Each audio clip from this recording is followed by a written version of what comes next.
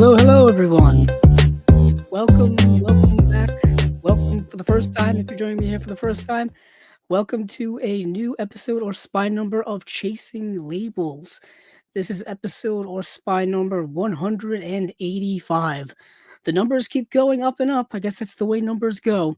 But I am your host, Andrew Cabral, and we are back here once again for hopefully another fun-filled episode of Chasing Labels. It has been 2 weeks or so since the previous one. Like I said, if you're joining me here once again, thank you. If you're joining me here for the first time, this is the Movie Collectors Podcast / YouTube channel where we take a specific snapshot of time, pretty much the last 2 weeks or so, and go over some of the announcements in the world of boutique label home video. Home video, home entertainment, Blu-rays, 4Ks, pretty much. I was going to say DVDs, but not really. But once again, we're back. And yeah, this is basically going over things that I want to add to my collection at some point, things you may want to add to your collection, or things I just find interesting in general.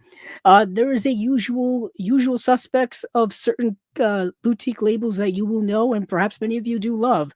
On this episode, we will be going over the recent announcements from Arrow Video, Eureka Entertainment, Severin Films, Kino Lorber Studio Classics. Who else is out there? A couple of individual ones. Also, of course, the big headliner, which will be saved for the last part of the show, will be the Vinegar Syndrome announcements, as well as their partner labels. Those drop every first of the month, and indeed, they did drop this recent first of the month, which was March 1st, 2026. So a couple of days ago. I'm doing this episode on a Tuesday versus my usual Monday to give me an extra day to go over all of those announcements from Vinegar Syndrome and their partner labels. Also because over the last week or so I've been a little bit under the weather, so I'm not 100%. I'm still pretty sick, so this episode won't be as lively as it usually is, depending on what your definition of lively is. But I will try to be as upbeat as possible, but it may be a little sluggish, a little slow going. So please excuse me for that. I do have a box of tissues next to me if I do need them. If I start coughing randomly in the middle of a sentence, you'll know why. It's because I'm a little bit under the weather, and I've been sick for about the last week or so. So even when it came to preparation for this episode, all of that was hindered by this recent illness that I'm going through. But yeah, a little housekeeping before we get into this week's episode, or this episode. A couple of things that are resuming here on Chasing Labels. We will be doing another episode of Movies Down Memory Lane. I believe that is happening the 14th of March. Let me get my calendar out because I always forget these things. Yeah, so Movies Down Memory Lane will be March 14th, which is a Saturday. So not this coming Saturday, next Saturday, we'll be doing a live episode of Movies Down Memory Lane, which it will be Steven, myself, and our friend Dan Skip Allen. We will be resuming that show, where we take a movie that means something significant to us and basically we talk about it. It could be a movie we saw when we were a kid, could be a movie we saw when we were an adult, could be any genre, anything at all. Steven has chosen his movie for that episode. It will be Scott Pilgrim versus the World, a movie that I was indeed very, very much obsessed with about 14 years ago. A movie that I kept watching over and over and over again. So we will be getting into all of that, so stay tuned for that. Also, we will be doing another episode of the Unwatched Pile that is coming up on the 29th of March. So that is towards the end of the month. I can't even think of that right now. Also, hopefully around that time, I will be doing an interview with our friend Scott Saslow, who's been working on a bunch of different things from a bunch of different labels, primarily with Arrow Video. He worked on the Teenage Mutant Ninja Turtles trilogy box set from late last year, one of my favorite releases. I believe he worked on Excalibur as well. I think Westworld 2, plus a bunch of things from a couple of other places, but we'll get into all of that at that time. I've been talking with him. It'll be like the 5th time Scott's been here on Chasing Labels. So I'll be catching up with him. And also Movie Mutations, our movie-related game show, Movie Mutations, has a few episodes up. Check that out if you haven't checked it out already, where we take a movie that you know and perhaps love and then completely change it to something unrecognizable for the most part. Recently, we did an episode on the movie Rocky and changed it from a boxing movie to a movie about competitive eating competitive eating, which was a lot of fun. But some other things here, a little bit of movie collection update. Not much because literally a week ago there was a massive blizzard and storm here in the Northeast. It was the biggest blizzard to hit my state since 1978. It blew away the record for the famous blizzard of 1978 to where nearly 40 inches of snow was dropped on the state here. I know in my city alone there was 32 inches of snow, and they are still digging out as of right now. So there was no postal service for the last week, no Amazon, nothing like that. So I wasn't really able to get anything. But beforehand, before the snow hit last week, I did pick up two mainstream releases, and the 4K UHD release of Ben-Hur, the William Wyler film from 1959, the winner of so many Oscars. It's an epic. It's an epic. So I picked this up this came out from Warner Brothers, as well as the classic 1970s political film In All the President's Men. I believe this is the Alan J. Pakula film, starring Robert Redford as well as Dustin Hoffman. And this is, of course, about Watergate and the Nixon administration, political corruption. It's one of the most famous movies to entail all of those things. The 1970s had a plethora of political charged movies. It was a politically charged time, as I guess all time really has been, even up to this day, certainly to this day as well. But All the President's Men, as well as Ben-Hur, I have to say, these both look astonishing in 4K. I know typically here on Chasing Labels, we talk about the boutique label world of movie releases, which do tend to look amazing. But for mainstream releases from a mainstream studio, non-boutique related, these restorations and remasters look extraordinary, especially Ben-Hur. So Ben-Hur is like a large scale, like epic, biblical epic, and it looks monumentally beautiful in 4K. Just absolutely astounding. If you've never seen Ben-Hur, it's a long film. I won't lie to you on that. It's a doozy of a long movie, but my goodness, yeah, 222 minutes. So the movie's on 2 discs. I think the Blu-ray was on 2 discs. I think the DVD was like a 4 disc set. It was massive. Anywho, um, here is the set here. For those of you listening at home, sorry you can't hear this if you're listening audio only. Um, but yeah, the big issue I have with this here is, once again, Warner Brothers, for some reason, um uh the disc hubs are a little off in terms of measurements. The holes at the center of the discs are smaller than the actual tray, the hubs on the trays themselves. So the discs keep falling out of this case. And I've noticed that they did that with a couple of the Warner Archive releases as well. And I just keep noticing that keeps happening over and over again. That's a quality control issue, but doesn't take away from the fact how good the movies look. So I'll just show you um, All the President's Men, which is just a single disc here.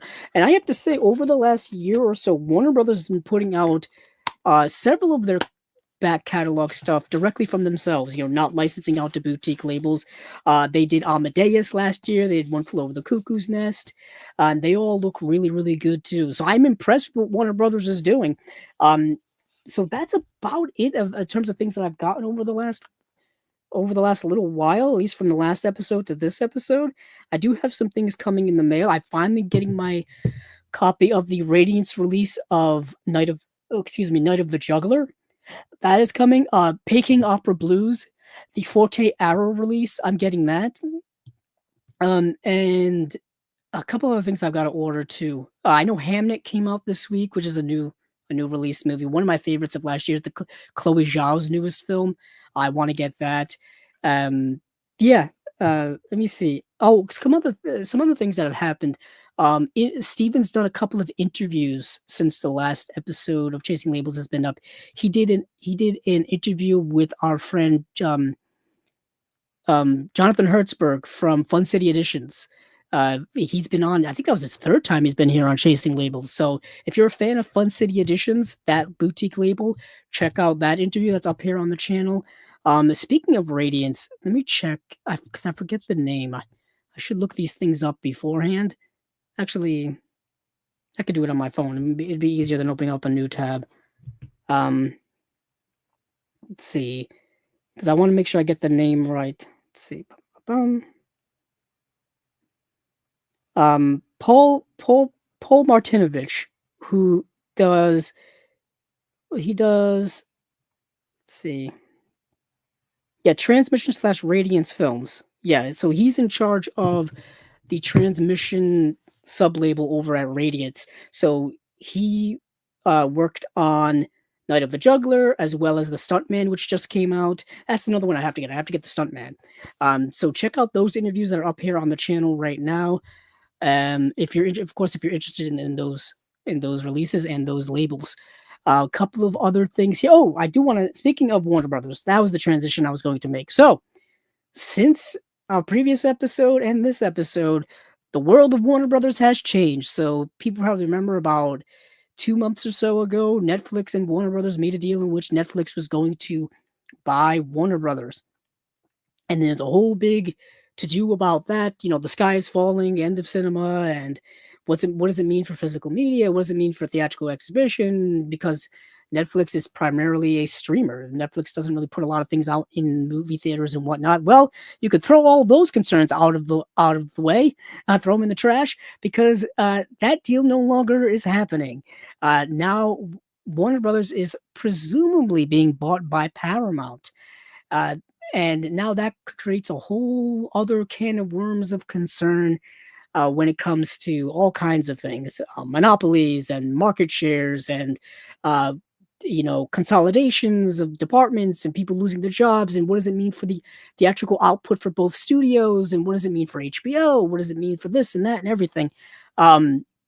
It's a whole other can of worms. We shall see how that will carry out. um, what does it mean for the world of physical media as pertains to things regarding chasing labels? I'll say the same thing that I said when the Netflix deal happened. If there are Warner Brothers releases that you've been wanting to get specifically from Warner Archive or from the various distribution deals that they currently have with Criterion or Arrow or whomever, I would suggest getting them sooner rather than later, because you just never know. You just never know what's going to happen. Especially with something as niche as and specific as Warner Archive, which has gone through a couple of changes over the years when it came to Warner Brothers and AT&T, that whole acquisition thing that happened, that changed things radically for Warner Archive. When it came to Warner Brothers Discovery, that merger there, or that acquisition there, whatever it was, that changes things as well. So if you're looking to get Warner Archive releases or any other Warner Brothers release, get them sooner rather than later, because you never know. You really never know. Hopefully nothing changes regarding that. Hopefully we keep getting boutique label Warner Brothers releases. They keep licensing things out.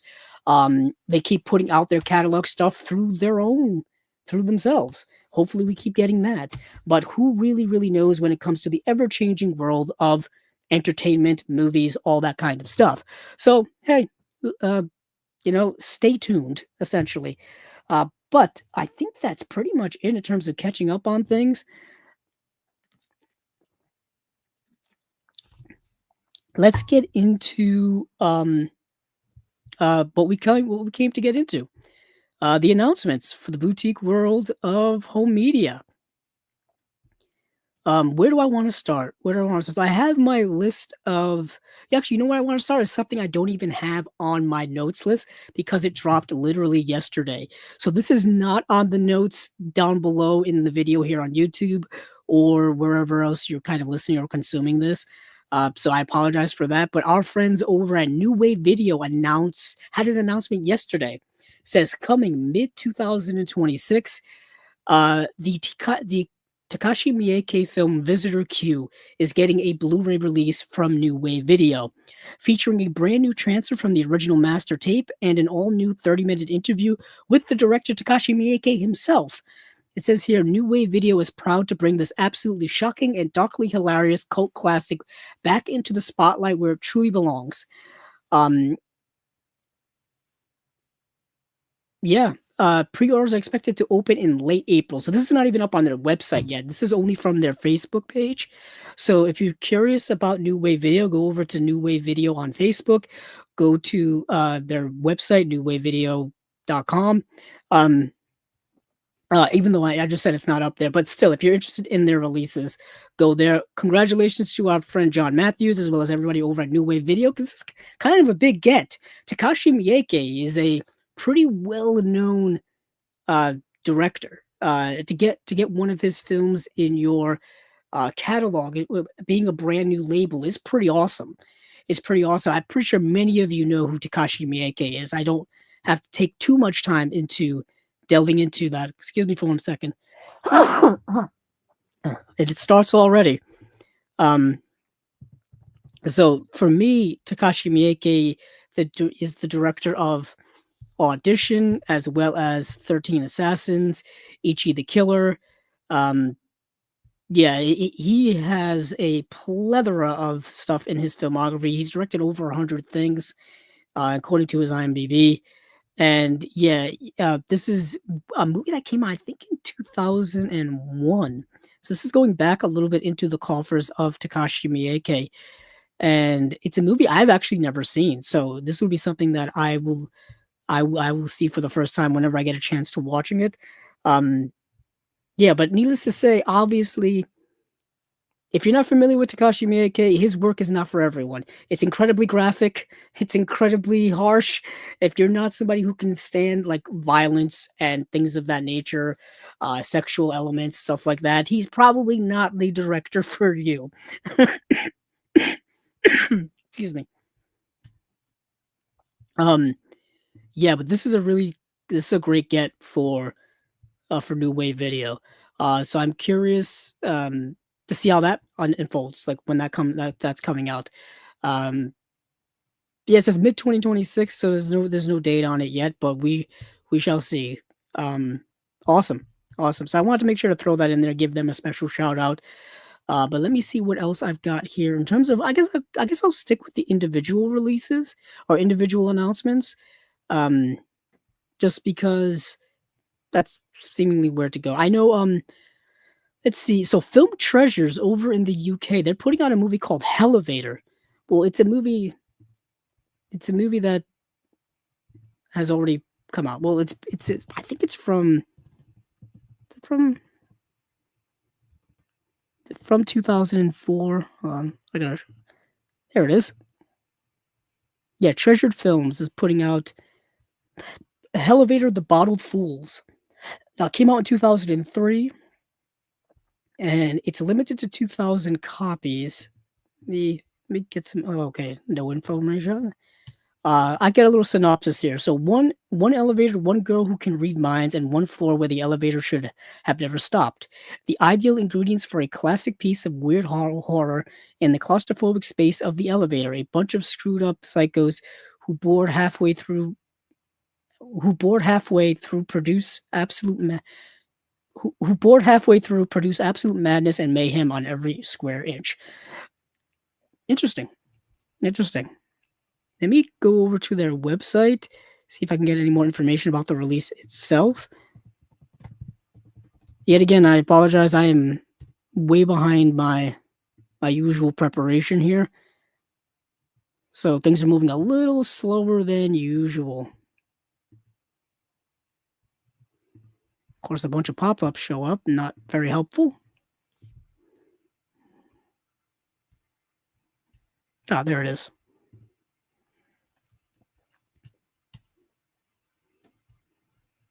Yeah, the movie is entirely set in an elevator.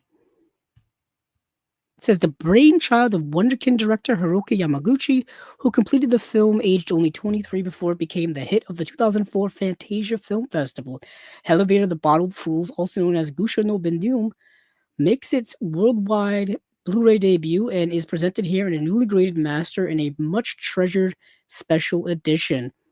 Let's see, double-walled slipcase with brand new artwork, illustrated collector's booklet featuring writings, web store exclusive convict magnet, web store exclusive reversible poster. I believe this is region B locked. Presented in a newly graded and upscaled master approved by the director.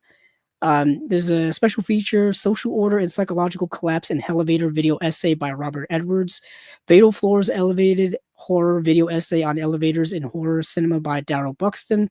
Interview with director Hiroki Yamaguchi, making a featurette, and then opening day stage greeting featurette. And then there's an image gallery and reversible sleeve featuring new artwork as well. Yeah, so that is the movie Hellevator being put out by Film Treasures. Now, is there a date on this? That's something it says this product will be shipped on May 25th, 2026. Okay, so it'll be coming out on that date in May. Right on, right on. So there's also two, I guess we're in the UK. We might as well stay in the UK. There's two Hammer titles that I wanted to talk about, both directed by Sidney J. Furie. And they're both from the 1960s, The Snake Woman and Dr. Blood's Coffin. So let me see if I can track some info about these down. Let's see.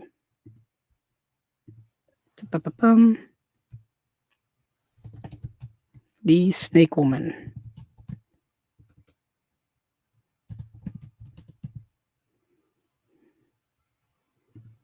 There it is.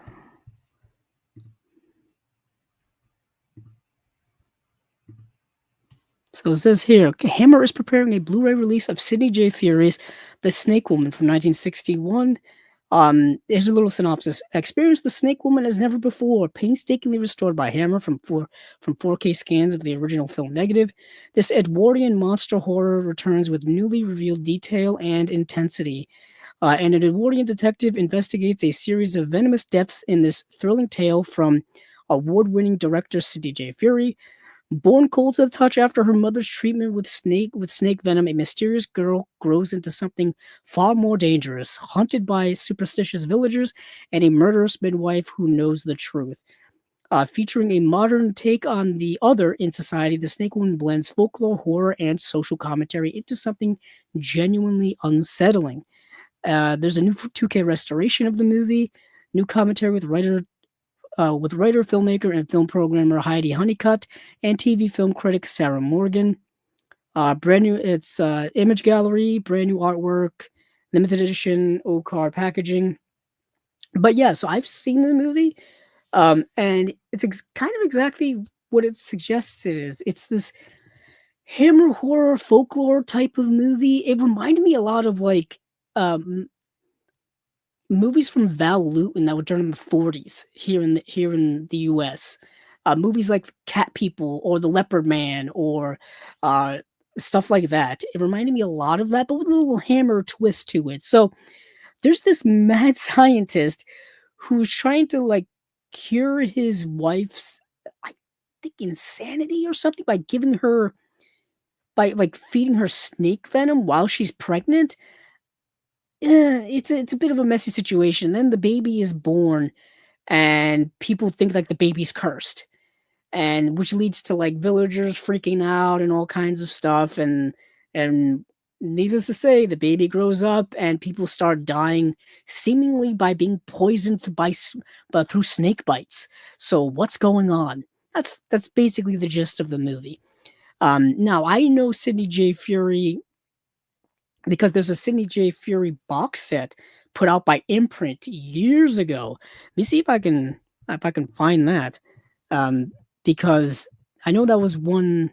Here it is, directed by Sidney J. Furie. This came out in 2023, and it had the lawyer, Little Foss and Big Halsey. Hit Sheila Levine is dead and living in New York. The Boys and Company C. I remember when this box set came out. This thing is like long out of print at this point. Um, but I remember being people being very excited for a Sidney J. Fury box set. So that's really cool. So this is coming out May 4th. This Hammer release of the Snake Woman is coming out May 4th. Um, Let me check. What's it? Dr. Blood's Coffin. That's the other movie. Also coming out May 4th. This is the other Sidney J. Fury Hammer film. Dr. Blood's Coffin. Hammer is preparing a Blu-ray release of Sidney J. Fury's Dr. Blood's Coffin. Description of the movie here is Britain's first color zombie film. Horror queen Hazel Court and cult actor Kieran Moore give intense performances in this macabre and sometimes gory Cornish horror from influential director Sidney J. Fury. Scripted by Oscar winner Nathan Juran and featuring camera work from a young Nicholas Rogue. Wow. Dr. Blood's Coffin has been painstakingly restored by Hammer from scans of the original film negative. A man goes missing in the sleepy village of Pothcarin, the latest victim in a series of horrifying medical experiments carried out by the arrogant and maniacal Dr. Peter Blood. Fixated on creating life from death, Blood is determined that his gift is only for those he considers worthy, at the cost of those he doesn't. This is more in line with what we know from Hammer. Um, Weird macabre movie, um, dealing with zom- uh, like zombies and stuff like that. Um, but there's a new 2K restoration of the film, new commentary with actor and film historian Jonathan Rigby, author of English Gothic, Kevin Lyons, editor of the Encyclopedia of Fantastic Film and Television website.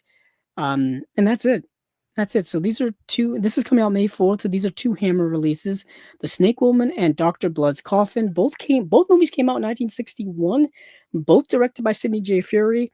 Hammer has been doing some pretty cool stuff over the last year or so. So they're continuing right along. They're not stopping. They're breaking for no one. Let's see what else we've got here. I guess we'll go over. No, okay. So I will talk a little bit about this. Yeah. So there's. Let me see if I can bring this up. So Vestron is putting out a Blu-ray release of The Substitute, starring Tom Berenger. Oh, a 4K actually. Hold on now. Lionsgate limited exclusive Vestron Collector Series 4K Ultra HD plus Blu-ray plus digital. This is being put out by Lionsgate through their Vestron line. Lionsgate, for me, I think I've said this for as long as we've been doing Chasing Labels. To me, Lionsgate's kind of a hybrid label where they do both mainstream releases as well as boutique releases. And Vestron's kind of their boutique for the most part. I would say that's accurate. Um, yeah, I would say that's accurate. So let me get some information on here. So it's the 30th anniversary release of this movie. It came out in 1996. Yeah. Lionsgate Home Entertainment will celebrate the 30th anniversary of Robert Mandel's The Substitute with a 4K Blu-ray combo pack release, which is scheduled to arrive on the market on March 17th. Oh, so this is coming out in 2 weeks. In this action thriller favorite, now on 4K for the first time, a mercenary faces off against one of his most formidable enemies, a high school gang. Uh, Tom Berenger is an ex-Vietnam vet reeling from a botched covert operation. Returning home, he reunites with his girlfriend, a high school teacher who's hospitalized after a beating by the Kings of Destruction gang. Hunting Jane's attackers, uh, he goes undercover as a substitute teacher and uncovers a cocaine highway running through the school involving gang leader uh, Lacus. I thought it was Lucas. Oh, it doesn't matter. Portrayed by Mark Anthony, the musician, singer Mark Anthony, and the school's shady principal, who's portrayed by Ernie Hudson from Ghostbusters fame. Summoning his mercenaries, Tom Berenger goes to war with the Kings of Destruction and rival guns for hire on the unusual battleground of a high school, but for the usual stakes, life and death. The movie is exactly as ridiculous as you think it is. It's exactly as ridiculous as uh, as one would guess. So Tom Berenger is like this hard ass military covert ops guy. After a botched mission, he comes home kind of dejected and kind of over it, and basically just doesn't want anything to do with that anymore. But his girlfriend is a teacher at a really harsh, like urban inner city school that is just like rampant with juvenile delinquency and crime and everything you could imagine. Ernie Hudson a principal is a principal there, and she gets in trouble with the local gang, and to the point where they attack her. And he rescues her, and he decides he's going to impersonate himself as a substitute teacher to take her place, to find out, well, like to basically get revenge, or to find out what the heck's going on there. And that's the movie. And of course, it gets ridiculous. The It gets ridiculous. Like, but this is a 2-disc release, a 4K and a Blu-ray. I think this is a steelbook too. Is this a steelbook? Let me see. It doesn't say. No, it doesn't say. I thought it looked like a steelbook, but it's not. New 4K restoration of the film, Dolby Vision HDR presentation of the film, Dolby Atmos audio track. I guess that makes sense. There's action in here. That'll pump up your surround sound system with the Dolby Atmos track. Power achieved is power perceived. Director Robert Mandel on The Substitute. That's a new special feature. Color grade is in session. That's another new special feature. Bullet points, storyboard to film exploration, then theatrical trailer. So that is The Substitute, starring Tom Berenger from 1996.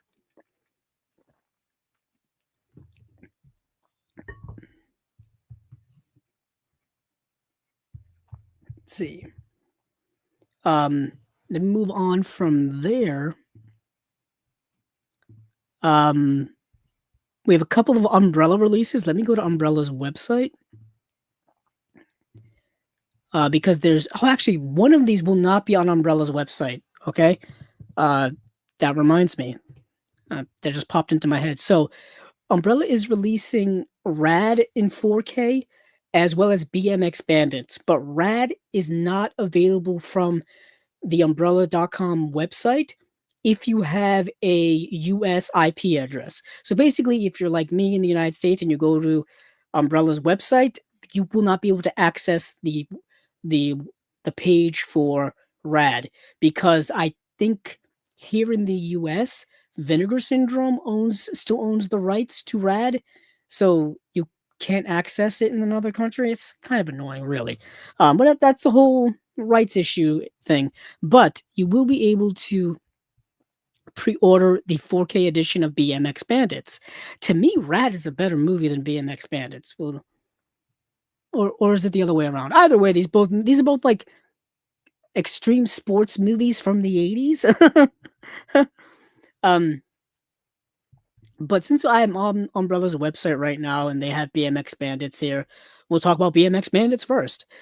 So only available from the Umbrella web store. There's this special collector's edition, as they typically do. There's a 100-page book of behind-the-scenes material and essays by Parker Constantine, Alexandra Heller Nicholas, Cameron Mitchell, script book featuring director Brian Trenchard Smith's annotated shooting script, original art rigid case, custom illustration slipcase by Colin Murdoch, BMX Bandits, sticker sheet, 8 art cards. There's a reversible poster. Limited edition numbered release. So it says Burn Rubber with BMX Bandits and 4K Dolby Vision for the first time from a new Umbrella restoration, including hours of new extras. BMX Bandits burst with energy and invention from acclaimed exploitation director Brian Trenchard Smith, who did the movie Turkey Shoot, and dynamic cinematography from Oscar winner John Seale, starring breakout Nicole Kidman. Yes, super young Nicole Kidman is in this movie. Keep in mind, this movie's from like 1983. Let me see. I believe 1983. And yeah, 1983. So this is super young Nicole Kidman is in this movie. Way before she was in stuff that we wouldn't know, like before Days of Thunder, before Far and Away, before all of her 90s work, which made her a gigantic star. And then of course afterward and whatnot, of course.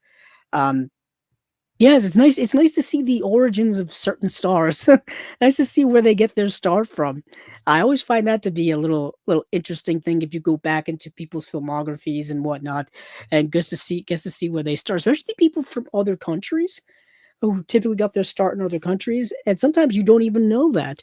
And sometimes you do, but you don't even know where to go to look for a lot of their early work. Like, for example, um, I think of other Australian actors. I think of people like Russell Crowe.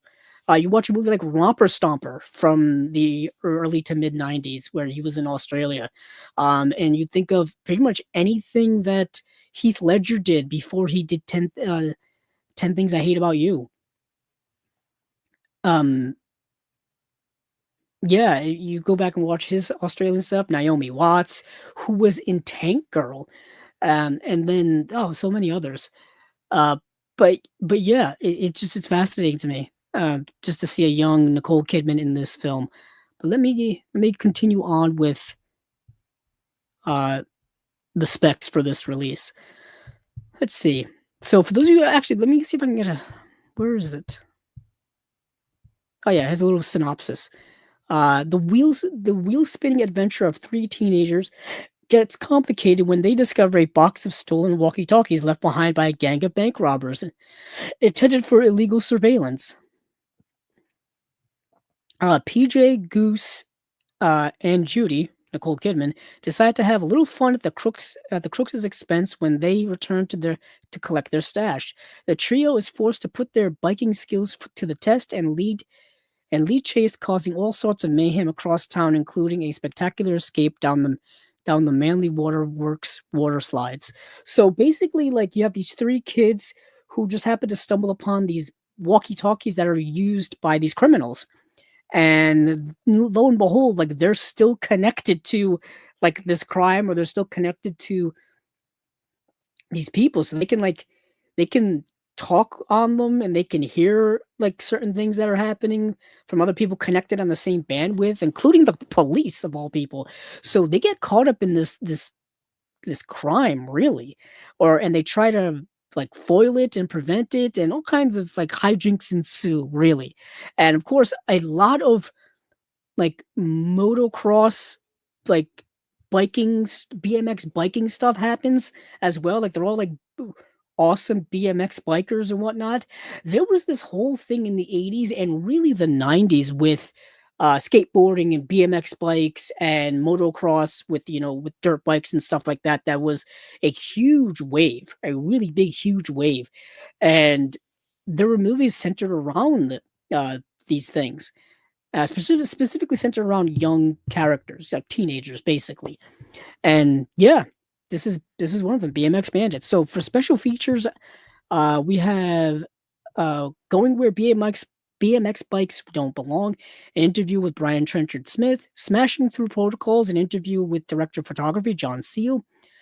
This was my tribe, an interview with actor Peter Brown, as it will last forever, an interview with producer Tom Broadbridge. I'm not past it yet, an interview with sound engineer Phil Judd. Father and Son, a documentary on BMX bandits, enthusiasts, and collectors, Diamond and John Philippus. BMX Wow, an appreciation from Eric Trenchard Smith. BMX for Life, a documentary on the world BMX champion and manager of Australian BMX Museum and Hall of Fame Cameron Mitchell. Oh, wow, okay. $1,000 interview with Eric Munns on bikes and stunts in BMX Bandits. Knew the location of BMX Bandits with Flynn Boffo. Audio commentary with director Brian Trenchard Smith, BMX Buddies, the men behind Bandits documentary, Nicole Kidman's appearance on Young Talent Time. I would have loved for them to have gotten an interview with Nicole Kidman, but I understand she may have been a little bit above their pay grade. You know what I mean? She's kind of a big star, kind of a big thing. Also, she is super busy. Over the last several years, is uh, Nicole Kidman's been in so many different projects, movies, like TV miniseries, TV series, just doing a lot of work, constantly working. I mean, she's had personal things going on in her life. I believe she's gotten divorced over the last year or so. A lot of things happening. A lot of things happening. Um, um, Yeah, it's let me see if I can find information on Rad. Since I can't get it from their website, perhaps I'll be able to find it on Blu-ray.com. Let me see if it's even available on here. I may just go to oh, here it is. See if I can get some information on it. Ba-ba-ba-bum. Yeah, here we go. Rad Collector's Edition Blu-ray. Because they did put out a Blu-ray a year ago, so this is not the same. Not the same information. I may have to go. Yeah, because let's see. I'm trying to think of where I can go to get the information. Oh, here it is. Thank goodness for the Blu-ray.com forums. So coming out June 3rd, Rad is getting a 4K UHD collector's edition release from Umbrella. Like I said, you can't currently pre-order from their website if you're from the US. That you can't even get access to the page. It's just not there. But certain online boutique labels, certain online retailers that carry boutique labels, probably will have it in stock. Orbit DVD, Diabolic DVD, those types of websites will probably have it in stock in June. So let's get into. Let's see. No, I'll just read this here. Might as well. Powered by synth anthems and real BMX talent, Rad was director and stunt legend Hal Needham's action skills on full explosive display. Set in the quiet logging town of Cochrane, Crew Jones lives and breathes BMX. When the elite Hell Track race rolls into town, backed by big money sponsors and ruthless promoters, Crew sees his one shot to prove he belongs among the sport's best. But standing in his way are national champions, corporate interests eager to control the narrative, and pressure from his family to choose a more conventional path. With the support of fellow riders, Crew is determined to qualify for Hell Track and race on his own terms. What follows is a high energy showdown of dirt, danger, and defiance as heart collides with horsepower in one of the most iconic final races in 80s sports cinema. Winning isn't just about the podium, but about refusing to let anyone else define your ride. Excuse me here, as my eyes already are drying out. Let's see. Only available from the Umbrella Web Store and independent retailers, the Rad Collector's Edition includes a 48-page book of behind-the-scenes material and essays by Justin Beam, Kristen Bowe, and David Michael Brown.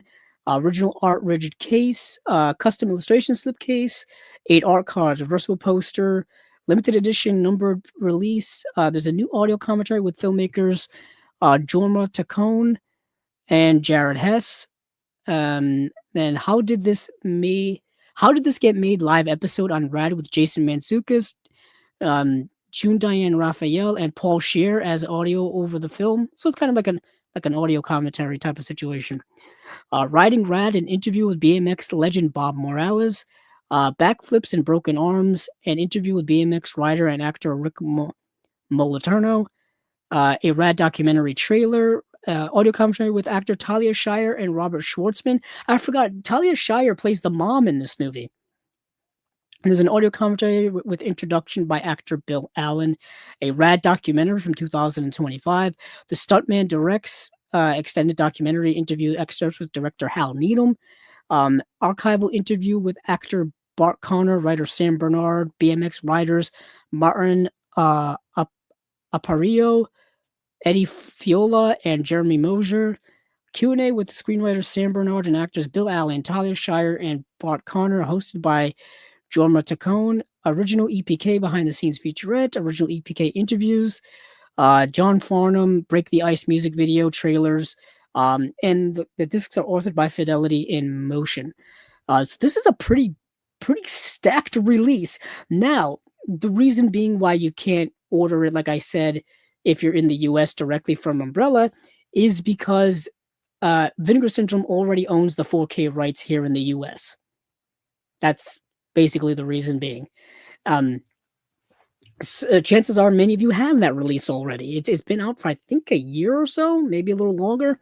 So chances are you probably have Rad on 4K already. But if you don't, this one is available this coming June. The Vinegar Syndrome one, I believe, is still available to get. It could be out of print by this point. Ironically, if will be on Vinegar Syndrome's website later on. But yeah, so that's BMX Bandits as well as Rad. So two, you know, extreme sports related 1980s movies. Something I do want to make note of, Rad, directed by Hal Needham. Hal Needham famously was he was a stunt coordinator, or at least he did stunts. Let me look up. I want to say he was a stunt coordinator turned director, and famously he worked with Burt Reynolds in the 70s. I want to say Hal Needham was Burt Reynolds' like stunt man. Yeah, was an American stuntman, film director, actor, writer, and NASCAR team owner. He best known for his frequent collaborations with actor Burt Reynolds, usually in films involving fast cars such as Smokey and the Bandit, Hooper, Cannonball Run, and Stroker Ace. Um, yeah, yeah. So Hal Needham, very famous. Want to make note of that. So what else do we have cooking here? Um, yeah, what else do we have cooking here? Like I said, so we did Hammer. We did Film Treasures with their release of Hellevator, which is a great title. We just did the Two Umbrellas. We did the Vestron with the Substitute. Got Tom Berenger beating up people in inner city schools. And let's see. There is Altered Innocence has a release called A Body to Live In. I always like to bring up Altered Innocence, because they put out some really interesting movies. Let's see if I can find it.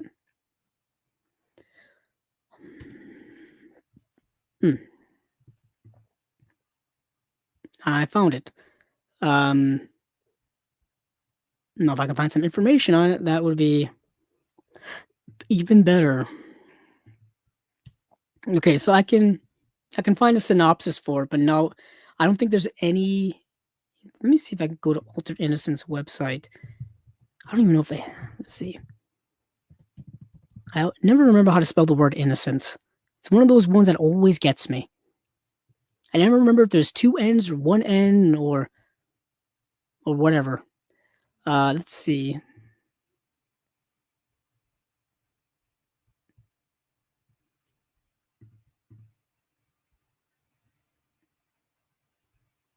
Okay, they're a little bit behind on their website, so that's not very helpful. Let me go to. Actually, I'll just go with the synopsis for right now, just for the sake of time. So A Body to Live In is a movie from 2025, and Alter Innocence is putting out a Blu-ray release of it. It says, this is the synopsis. Fakir Musafar explored gender fluidity and enlightenment through extreme body modification. He pioneered modern primitives, blending global spiritual practices with sexuality, a legendary figure in kink culture. So I don't know if this is a documentary or what this is. Let me see if I can go to the IMDb.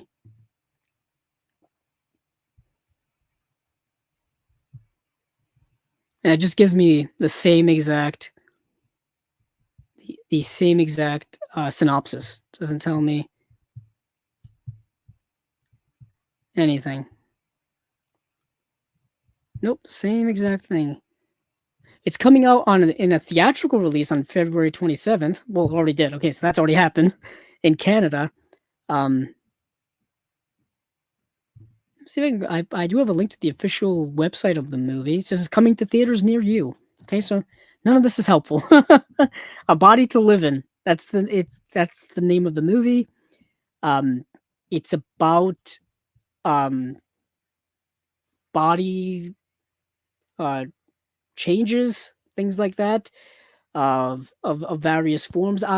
Altered Innocence primarily deals with movies in the LGBTQ plus genre of films, queer cinema, stuff like that. So this will be, I'm assuming, in that realm. That would be a pretty safe guess. So sorry for the lack of information there. I just put it on the list and sometimes I forget to actually look these things up to see if I have any information about it. But what I do have information of is Kino. So let me go over to Kino and get a list of their things. Here we go.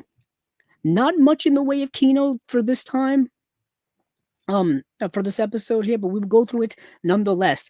There is still right now, I believe, a 50% off Kino Lorber sale at Barnes and Noble and barnesandnoble.com, as well as a Radiant sale, 50% off Radiant's film sale as well.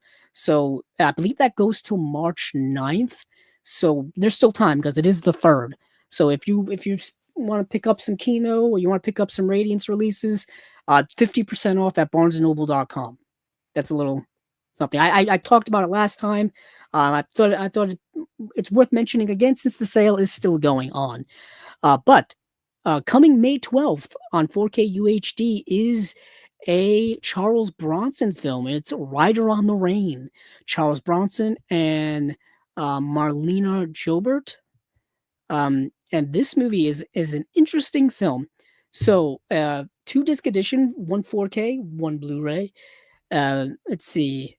The synopsis is from Renee Clement, the legendary director of Forbidden Games, Joy House, and Is Paris Burning, comes this stylish thriller starring screen legend Charles Bronson. When a beautiful young woman um, in the south of France is stalked and then assaulted by a mysterious masked assailant, she kills the man in self-defense, and in a moment of misjudgment, she dumps his corpse over a cliff into the sea instead of calling the police. Trying to return to her life before the attack, her world is turned upside down when an American investigator, Charles Bronson, shows up and, to her horror, seems to know everything, and seems to know everything. Rider on the Range showcases fine performances, both from Bronson, whose mix of sympathy and aggression perfectly defines his character, and Jobert, who gains audiences' empathy with her touch of sexuality mixed with an innate, almost childlike innocence. Kind of, yeah. I don't know if that's exactly accurate, but whatever.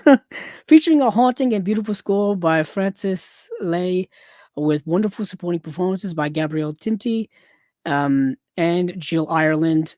Um, that's the movie Rider on the Rain. And yeah, so this movie it's not even a who done it. It's not even a who done it because we know who done it. we see the actions happen in this movie Rider on the Rain. We see the woman get attacked by this mysterious like serial sex maniac man, and then we see her kill him, get rid of the body, and then the rest of the movie, it's like this cat and mouse game between Charles Bronson and this woman, where she vehemently keeps denying and denying and denying that she killed this person, and Charles Bronson is seemingly just keeps kind of goading her to try to get her to confess the whole time through various means, and that's the movie. That's pretty much the movie. It's a little frustrating at times because, like, we already know the inevitability of the information, and the movie just kind of repetitiously kind of goes over and over again. So the movie feel like a little pacing wise, it gets stuck in the mud a little bit. But I'm a big fan of Charles Bronson, especially Charles Bronson's 70s work. I think is really really good. His kind of pre-Death Wish stuff I really really like. And then his 80s stuff gets way more like exploitative and silly. He starts doing like canon movies and stuff like that. And then you get all the Death Wish sequels, which I don't know if you've ever seen Death Wish 3. It's maniacally over the top. But yeah. Um it's but yeah, the Rider on the Rain. Now in the IMDb trivia, um, there was a little thing I found interesting in it, as apparently Jim Morrison from The Doors liked this movie so much that it inspired him to write the song "Riders on the Storm," which is famously one of The Doors' most famous songs ever. I believe it's on "L.A. Woman," which was their last album before Jim Morrison passed away in 1973. And I find that fascinating if it is indeed true. I mean, the titles kind of line up with one another, if you will. I after watching the movie, I don't understand how this movie could inspire such a cool song because if you've ever heard Riders on the Storm, it's such a cool rhythmy song, bluesy song. That whole album, LA Woman, is very bluesy in general, but Riders on the Storm, one of my favorite songs. But I thought that was a little interesting trivia there. Let's get into what is actually on this disc and on this release of Rider on the Rain. So, brand new UHD SDR master of the American cut from a 4K scan of the 35mm original camera negative. Audio commentary by film historians Howard S. Berger, Steve Mitchell, and Nathaniel Thompson. That's on disc 1, and then disc 2 is a 2021 UHD SDR master of the French cut of the movie from a 4K scan of the 35mm original camera negative. Now, I don't know what the difference is between the American cut and the French cut. I did not do that research. I apologize for that. There is an audio commentary on this second disc by Alexandra Nicholas and Josh Nelson. And that's it. So you get a commentary for the American cut and a commentary for the French cut of the movie. So you actually have two 4K discs. Two 4K discs. That's nice. That's actually very nice because usually sometimes they'll just do a 4K disc for one cut of the movie, and then the Blu-ray disc will have just a Blu-ray version of the other cut of the movie, depending on the movie, of course. But in this case, no, we have 4K discs for both cuts of the movie. So that is Rider on the Rain from 1970, coming out May 12th. Next, we've got a movie called Counselor at Crime, also known as Il Consigliere. Oh boy, my Italian's rough. Il Consigliere slash Counselor. Now, let me actually look up the synopsis of this. Let's see, I have IMDb up. Let's see what IMDb gives us. And if it's a crappy synopsis, we'll go to Letterboxd. It's a Counselor at Crime. I almost forgot what the title of the movie we were talking about is. Counselor at Crime. Here we go.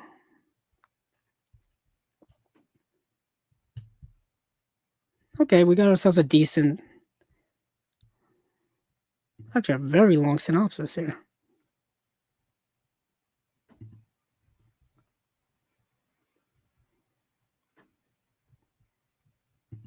Well, I'm trying to open up the rest of the synopsis and it's frozen. Great. Absolutely great. As if my computer doesn't realize that I can't be sitting here waiting.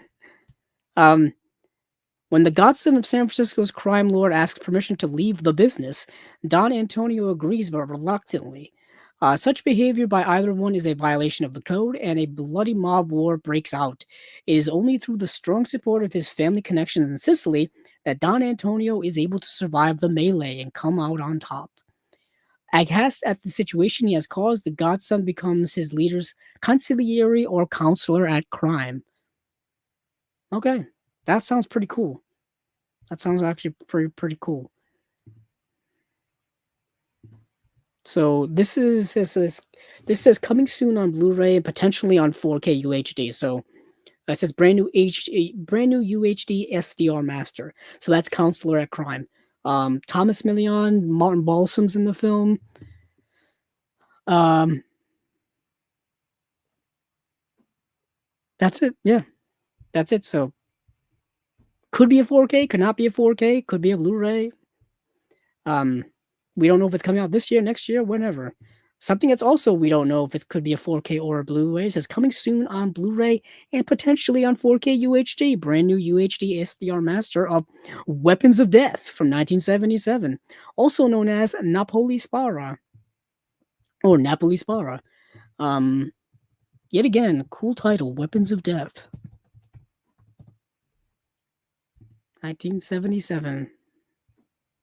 It says a police commissioner tries to bring a gangster to justice as the kingpin's out-of-control crimes set even his own underworld allies against him. Oh.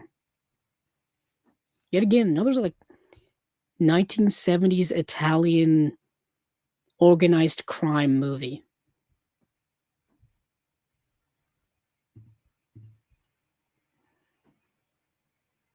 Yet again, there's no date on this, nothing like that. Weapons of Death. So moving on from there, we do have now this we do have information on because this is not the first time that this movie's received an HD release. This is the Charles Bronson film from 1983 called 10 to Midnight. And this has come out a couple of times. Let me let me actually take a gander to see how many times this movie has actually come out. I know there was a Twilight Time release a little while ago. I think oh boy, there's been a couple of releases. I think that's a shout. Let's see.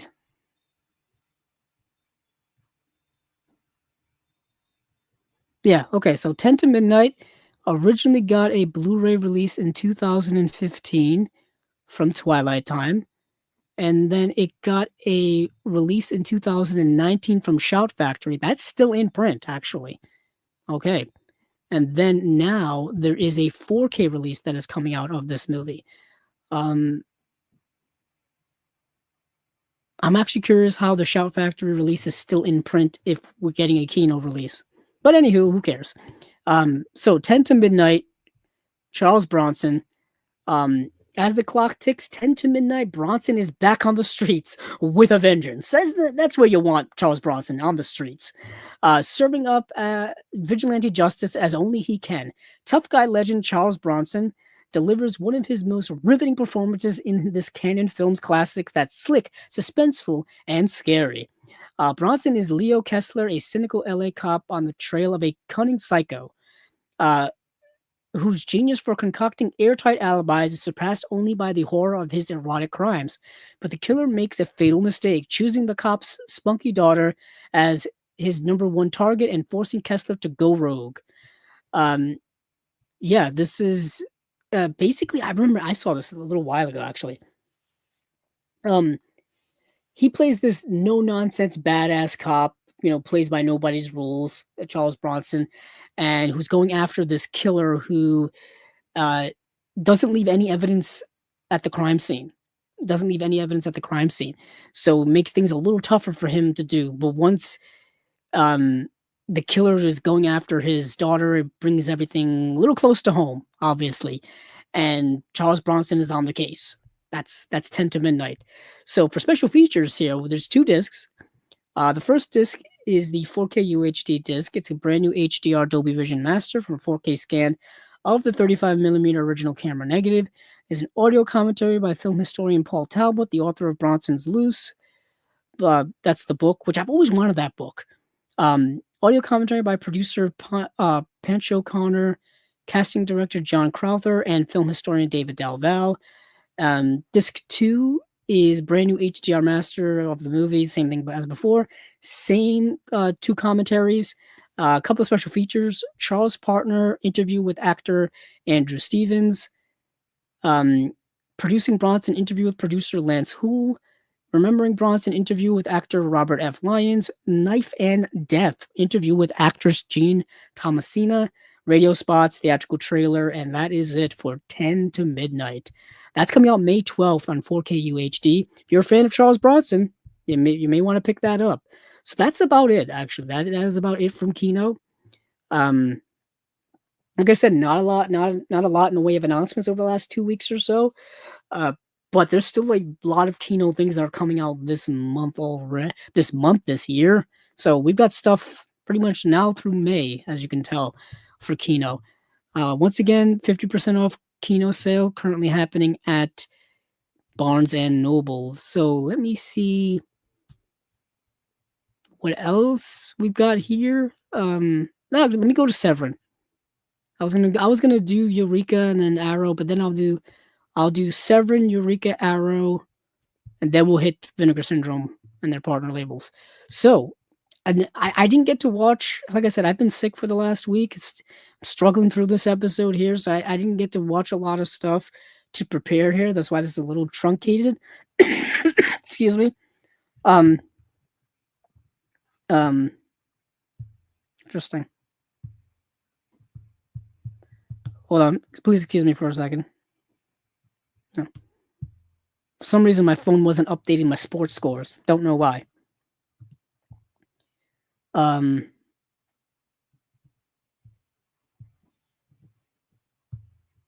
I'm let's see. But Severin had some announcements. Severin had three main announcements, and then there was one here that wasn't really an announcement, but I still watched the movie anyway, so I wanted to talk about it. But so the three announcements from Severin. One is there's a box set, a 3-disc box set called Suzanna Empress of Darkness. Then there's two other releases. Um, as a Jess Franco from Bangkok with Bullets. That's a 2-film set, I believe. And then there's Voices from Beyond. It's a 3-disc 4K UHD set as well. So let's start with the box set. Yeah, Susanna Empress of Darkness. So from Severin Films, our friends over at Severin doing good box sets like they always do. Let's see, 6 films on 3 discs featuring the North American disc premieres of 4 Susanna horror classics, plus her final feature film and the award-winning documentary Susanna, the Queen of Black Magic. So this is once again a, a comprehensive uh, Blu-ray set from Severin. So let me read. I'll read this paragraph here. Why not? She's known as an icon, a cult legend, and inspiration for modern scream queens. Nearly 2 decades after her passing, she remains Indonesia's ultimate queen of horror. In this 3-disc, 6-film collection, discover Susanna for the very first time, or as you've never experienced her before. In Pact with the Forces of Darkness, Susanna stars as a woman who returns from the dead for violent revenge, complete with knockoff Freddy Krueger glove. Susanna portrays a regal reptile empress and her mortal twin sister in The Wild White Crocodile Queen. Um, Malam Satu Suro and Kliwon Friday Night both star Susanna in her most famous role as the grisly ghost of feminist vengeance. Sundo Bolong and in Sundo Bolong. That's the grisly ghost of feminist vengeance. And in the fascinating Severin Films documentary Susanna, the Queen of Black Magic, director David Gregory peels back every starting layer of her controversial life, death, and legacy. The 4 Soraya productions have been scanned in 2K from their original camera negatives in English-friendly versions for the first time ever in America, with over 3 hours of special features that include revealing interviews, expert analysis, and Susanna's final form, Ghost Ambulance. Disc 1 has Pact with the Forces of Darkness / White Crocodile Queen. Let's see, special features. So disc 1 doesn't have special features, but disc 2, which has Malam Satu Soro Kliwon Friday Night, has a special feature of Hantu Retribution, or female ghosts of the Malay Archipelago, interview with filmmaker Katrina Irawata Graham and her Dr. Rosalind Galt, author of Alluring Monsters, the Pontianak and Cinemas of Decolonization. My mind is not well enough to be pronouncing these things. Disc 3 is Suzanne, the Queen of Black Magic / Ghost Ambulance. And this has 2 special features. Actually, 1 special feature. No, 2, sorry. A conversation with director / co-producer David Gregory and co-producer Eki Imanaya. And then David Gregory introduction at Jakarta Film Week screening from October of 2024. And then that's it. That's it. Okay. That's that box set of Susanna, Empress of Darkness. So what's that? What did I say? 6 films on 3 discs? Yes.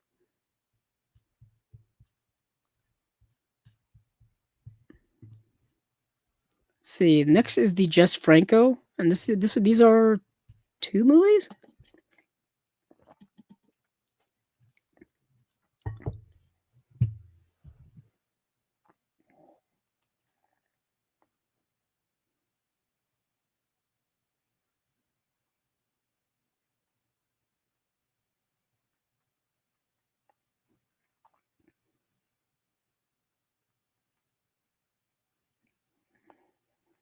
Excuse me for one moment.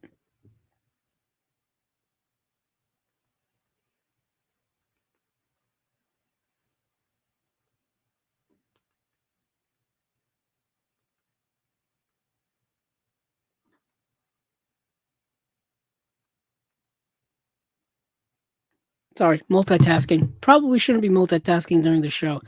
Um, but let's move on to the Jess Franco release here. Um, let's see.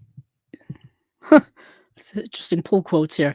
In 1985, writer director Jess Franco briefly stepped away from horror and erotica to focus on several adventure thrillers that combined elements of his earlier Eurospy and Fu Manchu hits with this sardonic wit and love for exotic settings.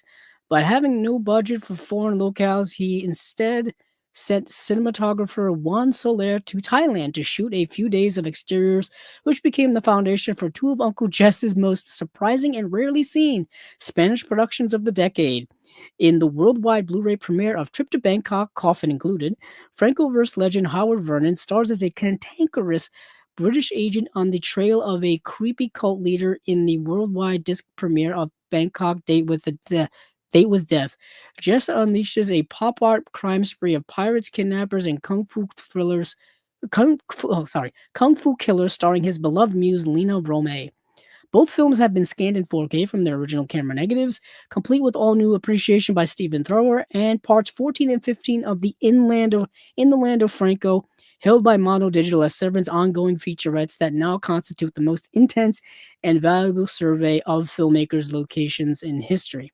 Um, so, if you've been collecting the Jess Franco film releases from Severin for long enough, each of them have like a little part of this ongoing documentary about Jess Franco and stuff like that. So there's 15 of these up until this release. So that's a lot of Jess Franco to go around. Like I've been saying here on Chasing Labels for the last year or two, everybody seemingly gets a Jess Franco film. We've seen Jess Franco films being released by Severin, by Vinegar Syndrome. Kino's put out a couple of Jess Franco films. It's like everybody gets a Jess Franco film. But let's get into the special features here. I didn't get to watch these movies. I apologize. Like I said, I'm so far off my game here for Chasing Labels for this episode.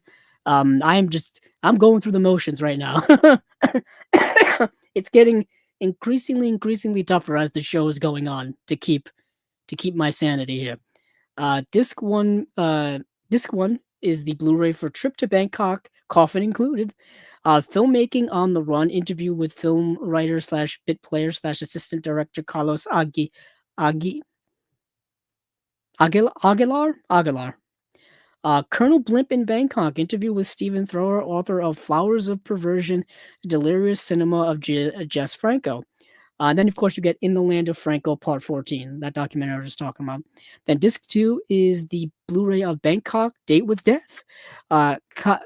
Carrara in Bangkok interview with Stephen Thrower, author of Flowers of Perversion, The Delirious Cinema of Jess Franco. There are so many books by so many of these contributors that I've been wanting to get, and I completely forget about them. I need a list. I don't know if I can find that anywhere. A list of like all of these contributors to these boutique labels and the various books that they've written over the years. I would love to get them to add to my collection. Um, but Bangkok back to back interview with film scholar Alex Mendibile in the Land of Franco Part 15. So if you're a fan of Jess Franco, here's some more of his movies in Jess Franco from Bangkok with Bullets. 2-disc Blu-ray collection with limited edition slipcover. It's available to pre-order on severinfilms.com website. Yeah. Voices from Beyond, 3-disc 4K UHD with a limited slipcover plus a soundtrack CD. Oh, let's see. Excuse me. Worldwide UHD premiere 3-disc collection with soundtrack CD. Oh yeah. So this is a big one. This is the penultimate film from writer-director Lucio Fulci. I think this came out 1991. 1989. I probably should have looked this up, but um, it's the penultimate film from Lucio Fulci before he passed. The penultimate film from writer director Lucio Fulci, in ill health and likely knowing the end was near, is the highlight of his Twilight era, a classic return to the formula that made his earlier work so incredible, and presented in UHD for the first time ever when the scion of a wealthy family dies under shocking circumstances every year as a motive for murder. But will the restless spirit of the deceased now seek vengeance from beyond the grave? Um,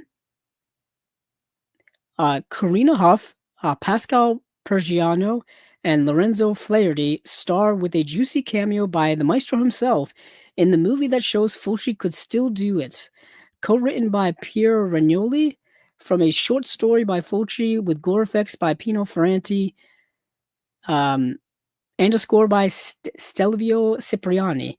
Newly scanned in 4K from the original camera negative with over an hour of special features and a bonus soundtrack CD. So if you are a Fulci completist, a Lucio Fulci completist, and you need to get all of his movies, you obviously need to get this release.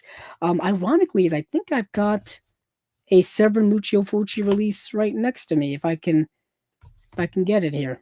Um, no, I don't. No, I don't. I need to get more Fulci. I thought I did. I have another release. You know what I need to get? Is Lucio Fulci's The Beyond.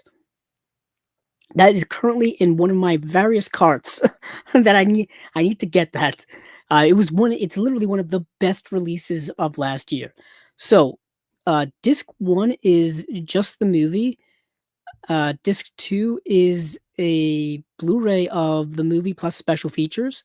The special features are About Death audio interview with Lucio Fulci, Beyond the Living interview with actor Pascal Pergiano, a House for the Dead interview with set designer and Antonello Geleng, Like a Father interview with prop master Vincenzo Luzzi, Lucio's Last Wave interview with Stephen Thrower, author of Beyond Terror, the films of Lucio Fulci.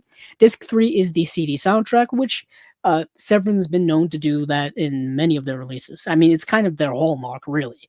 They've been doing that for many, many years, for as long as we've been covering them here on Chasing Labels. Um, they've been including CD soundtracks in their releases. It's kind of a unique thing. No one else really does that. I don't think anybody else really bothers with getting the rights to the soundtrack. There must be an extra cost. Uh, yeah, I would assume that's an extra rights cost to get the CD soundtrack or the music score for the, because that's usually a different company that you have to deal with. Usually, music rights are a whole other different thing. If you know anything about like television or television on home video, music rights are a big thing with that. I'm not quite sure how it works with movies, specifically older catalog movies, but I can tell you with TV shows, it is an absolute mess. Even to this day, some TV show home video releases are a mess because of being unable to clear music rights. Especially the 90s, where a lot of popular music was used. In the 2000s, a lot of popular music was used. You got to go and get the rights to that stuff. But we're talking movies here. Please excuse me as I delve into um, TV show stuff. That's a topic for a different time, for a different show that doesn't currently exist on Chasing Labels. But that is Voices from Beyond, a film by Lucio Fulci, getting a 4K UHD release. They've got a couple of other Fulci films, if I do recall. Let me just take a quick look at see what other Fulci films they've got. Um, I know they've got the Devil's Honey, The Psychic, Demonia is a Lucio Fulci film. I think Enigma. Yeah, Enigma is another Fulci film. These are just all from Severin, just off the top of my head. And the fact that I'm on their website. Don't let me fool you here. I'm looking up all this stuff as I go along. So that is it from Severin. So just once more with feeling. We have the Suzanna Empress of Darkness, the Blu-ray box set. We've got Jess Franco from Bangkok with Bullets, the double feature from Jess Franco. And then Voices from Beyond, the 3-disc 4K UHD release of Lucio Fulci's penultimate film. Excuse me. I'm not well. So that's it for Severin. Now we will go to Eureka. Let's go to Eureka, shall we? So Eureka has 3 announcements coming from their May releases. So Eureka Entertainment has announced its May batch of releases. They are Cecile is Dead from 1944, Trace of Stones from 1966, and The General from 1926. Now, The General has been released a couple of times. The General is a famous movie from the great Buster Keaton. It's probably one of his most famous films. And Buster Keaton, one of my all-time favorites. To me, obviously, the 3 of the biggest silent era actors, filmmakers, stars, if you will: Buster Keaton, Harold Lloyd, and Charlie Chaplin. Whoever is your favorite, who cares? I like Charlie Chaplin a lot. I think his filmography is really good. Modern Times, The Gold Rush, The Great Dictator, so many. But Buster Keaton is the more action-based guy, in my opinion. He's the one who did these massive stunts, like in The General. Like he's like on the front of a train, like a moving train. Like it's nuts. Now I have. Let me hold on for 1 second. I have a couple of Buster Keaton Blu-rays in my collection. Let me get them.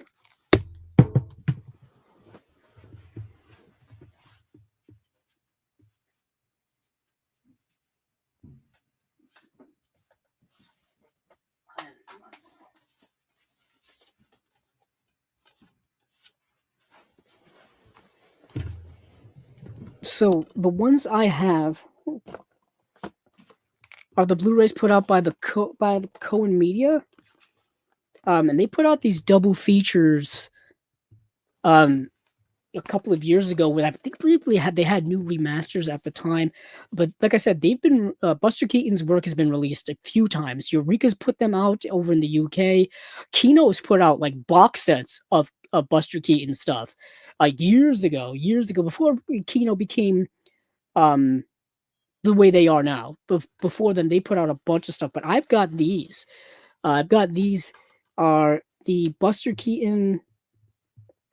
Yeah, the Cohen Film Collection. It presents the Buster Keaton Collections Volumes 1, 2, 3, and 4. I think I gotta check to see if there's another one. I shouldn't be doing this during the show, but I'm all over the place. Let's see, Cohen Media Collection. Maybe I put Buster Keaton Collection. I know that's gonna get me down a.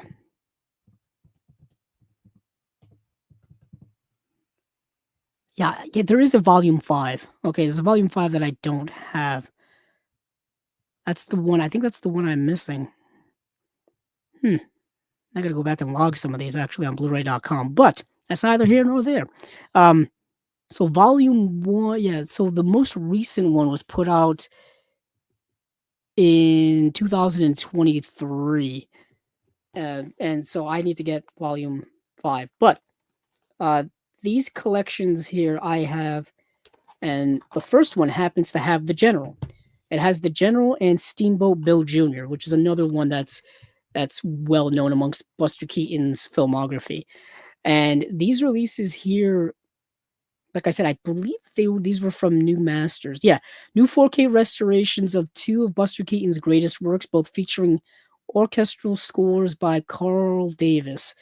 Let's see, disc features is a reflection on The General, Buster Keaton, The Luminary, and then trailers for both films. Okay, not much there, but honestly, it's more about the movies than anything. Yeah, just a single disc with both movies on it. And like I said, I've got volumes 2, 3, and 4 as well. Volume 2 has Sherlock Jr. and The Navigator, and then Volume 3 has Seven Chances and Battling Butler. And then Volume 4 has Go West and College.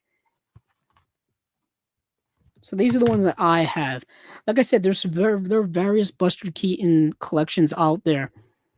Let's see. Let's see what's on this Eureka release. Actually, I'll scroll down and go straight to that. Why not? So the general. So this is getting a 4K Blu-ray. Right away, it's already an upgrade over what I have. So Buster Keaton was arguably the greatest comedian of the silent era and certainly one of the funniest and most talented performers to ever work in the movie business. The General is his masterpiece, co-directed, co-written, co-produced, and starring Buster Keaton. It is a side-splitting document of a comedy genius at the peak of his boasts and some of the finest slapstick and set pieces ever committed to film. Western and Atlantic Railroad train engineer Johnny Gray, Buster Keaton, loves two things: his sweetheart Annabelle and his prized locomotive, the General. When the Civil War breaks out, Johnny intends to enlist in the Confederate Army, but is rejected, ending his budding relationship with Annabelle as the war rages on. Though spies working for the Union steal Johnny's beloved engine and inadvertently kidnap Annabelle, leading him to doggedly pursue them both across enemy lines.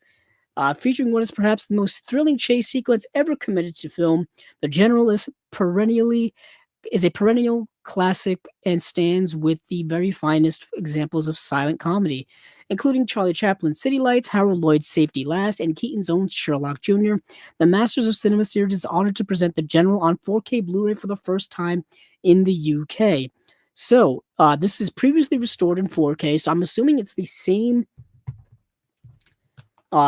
masters that have been around for the Blu-rays. That's my assumption. And I think they've put this. I think Eureka's already put this out before on Blu-ray, so probably taking from the masters that they have. Uh, there's a score by Carl Davis. There's a new audio commentary by film historian David Callett. New video essay on the General by Imogen Sarah Smith, author of Buster Keaton: The Persistent Comedy. New video essay on locomotives in films of Buster Keaton by film critic and editor Luke Bryan. Interview with film scholar Peter Kramer. Introduction by Orson Welles. Introduction by Gloria Swanson. Okay. Okay. Excuse me. Okay. That those two intros in and of itself, even if they're less than a minute long, is worth its weight in gold to me. Uh, uh, Orson Welles and Gloria Swanson. Tour of filming locations featurette, video tour archival featurette, home movie footage, limited edition O card slipcase, and then limited edition booklet as well. Coming out May 18th. That is the all-time classic, The General, the the Buster Keaton film. Truly an all-time classic. If you love silent cinema, it's kind of a must. I think any Buster Keaton is really a must if you're a fan of silent cinema, like myself. But let's get into the other two releases here from Eureka. We have Cecile is Dead. Now, Cecile is Dead is a like French noir actually. So, an unsung master of French cinema meets an undisputed master of detective fiction in Cecile is Dead, as Maurice Tournier brings Simonet's crime novel to the screen. Simonet's beloved sleuth, Inspector Maigret, appeared in 75 novels and 28 short stories written over 5 decades, along with innumerable radio, film, and television adaptations. And here Tournier directs one of the very finest among them. Okay? Inspector Maigret of the Parisian police has recently been bothered rather too often by Cecile Pardon, who insists on speaking to him every few days. Each time she reports to Maigret that someone has been breaking into the house she shares with her elderly aunt late at night, but the inspector is much too busy investigating a gang of counterfeiters to look into her fanciful claims. He can't ignore Cecile for long, though. For Cecile is soon dead, murdered in the very same police station in which she has been pleading for his help. One of three Inspector Maigret's films made in occupied France during World War II, Cecile is Dead boasts noirish cinematography by Pierre Montezet, art direction by Guy D'Agostine, a on-set designer for Marcel Herbier, and René Clair, and music by Roger Dumas. Who scored Tournier's The Devil's Hand. The Masters of Cinema series is proud to present this French crime classic on Blu-ray, marking its first release on home video in the UK. Previously restored by Gaumont, Original French mono audio, English subtitles, introduction to the film by Christine Leteau, author of Maurice Tournier, oh boy, Réalisateur Sans Frontières,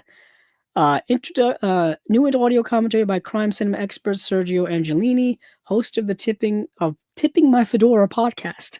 My friend Maigret, new discussion of Inspector Maigret from page to screen with film historian Martin Hall. And then there's a limited edition booklet as well. So yeah, this movie is an interesting, like I said, French noir, made during occupied France during World War II, which, like I said, I'm very surprised there was much of a movie industry in France during World War II at all. If you are any bit aware of World War II, France was occupied by Germany during that war for a good portion of it, and there was partial French government going on. Of course, there was the French resistance. It just a lot of other things going on during that time where you would think movies were not being made. Uh, but needless to say, this movie was made during that time, and like the synopsis suggests, is the movie ends up becoming a whodunit, which is of course a classic film noir trope, murder mystery, if you will. And with a bit of a twist, because that little bit of a twist that was in the description doesn't happen until quite a ways into the movie. Um, and it's very rather interesting the twists and turns this movie takes. Uh, at times, specifically during its third act, I think it takes too many twists and turns to the point where I got lost as a viewer, to the point where I thought, like, am I watching the same movie?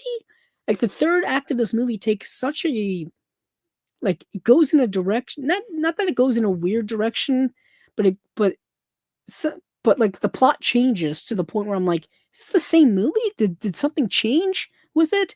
And I got very confused and with the whole third act. But anywho, the movie's pretty solid. The movie's rather solid. I mean, and also they kind of spoil the little twist in the title of the movie. Um, but anywho, let's move on to Trace of Stones. Trace of Stones in the mid 1960s, 11 films produced by the DEFA, the state operated film studio of the German Democratic Republic, were either pulled from theaters or barred from release due to their supposedly anti socialist themes. The most infamous of these films was Trace of Stones, an intense and accomplished political drama directed by one of East Germany's most talented filmmakers, Frank Bayer, who directed Jakob the Liar, which we've talked about here on Chasing Labels.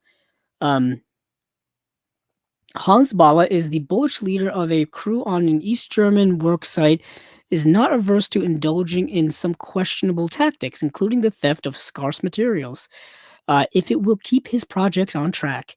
In order to tame, in order to tame, hold on.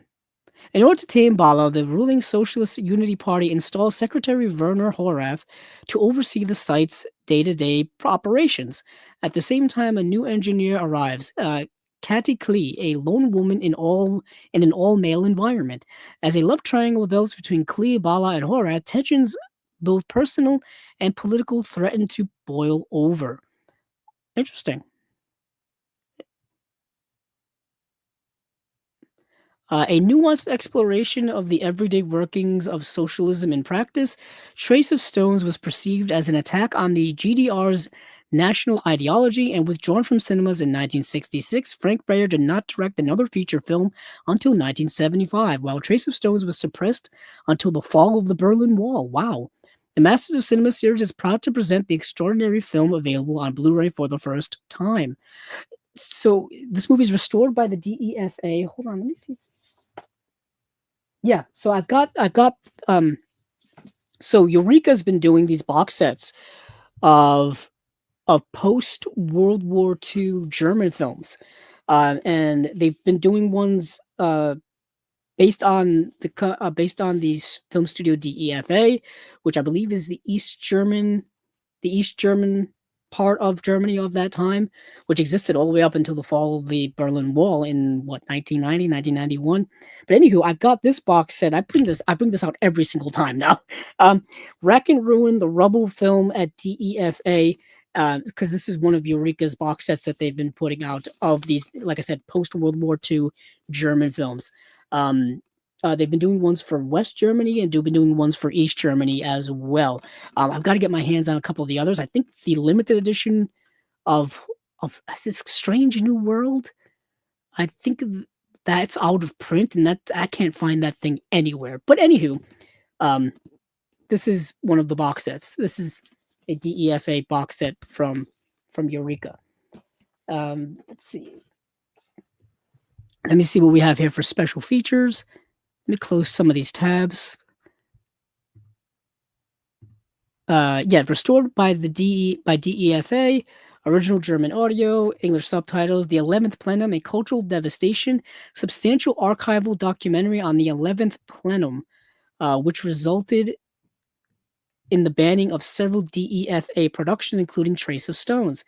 Trace of Time director Frank Bayer, feature-length archival documentary on Trace of Stones director Frank Bayer, widely recognized as one of the most important East German filmmakers.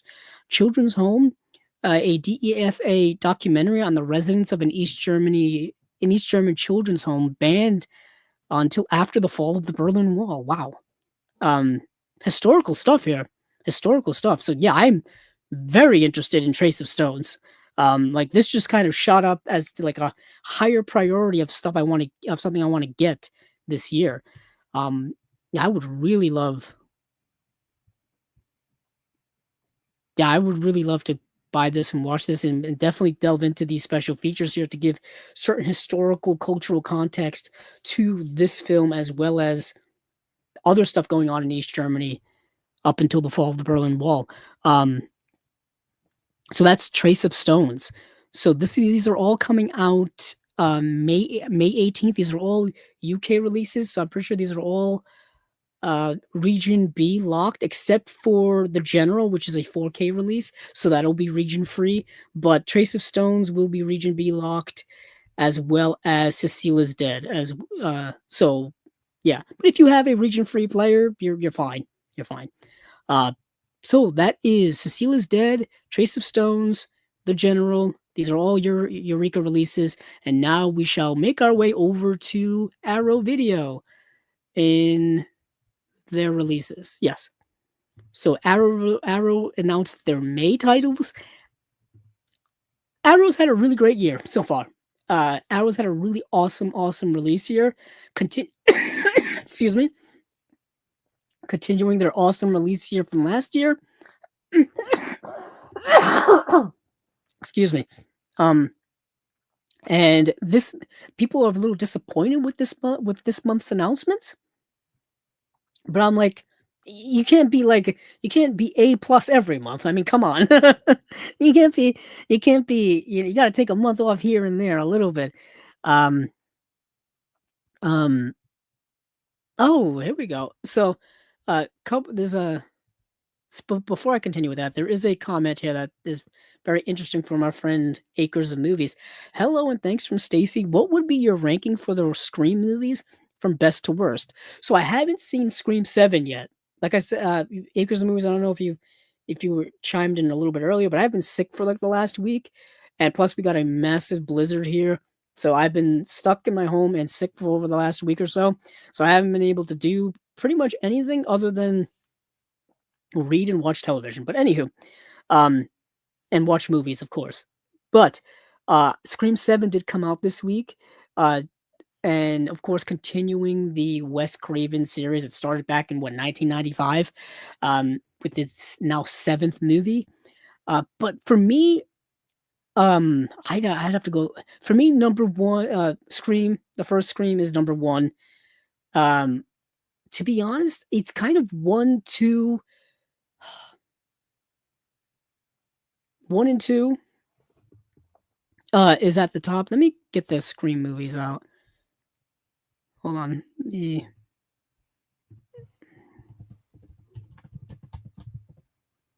I'm trying to remember them. So okay. So to me, it's Scream 2, um, maybe Scream 6? Scream 6 I liked a lot better than Scream 5. Yeah. So it would probably be Scream 2, Scream 6, Scream 5, Scream 4, and then Scream 3.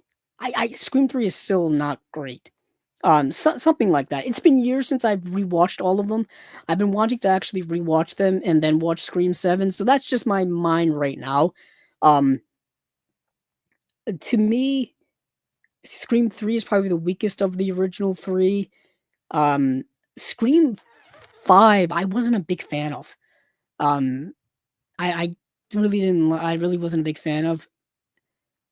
Um, Scream 4, I think actually gets better as time goes on, in my opinion. It's still a little ridiculous who ends up being, the killer reveal in that and whatever. I don't wanna spoil any of the Scream movies if you haven't seen them.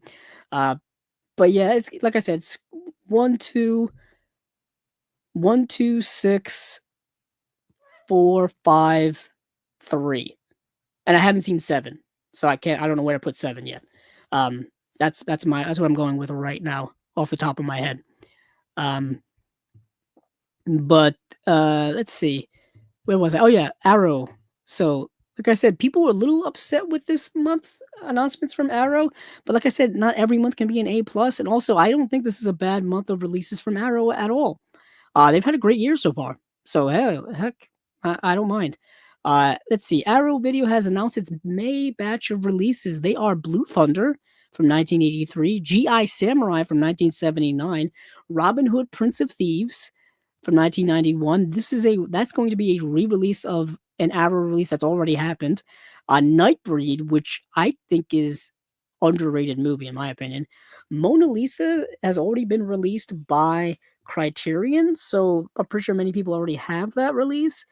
Then you have the Dollars Trilogy, which was like their biggest release of last year. So couple of re-releases in here. I think that's what upsets people a little bit is re-releases, really. Prince of Thieves, like I said, had a 4K release from them a couple of years ago. Now this is the same release, but it's getting released in a US version. The one that came out a couple of years ago was a UK only release, but it was a 4K, so you could import it and play it on your 4K player with no problem. 4K is region free.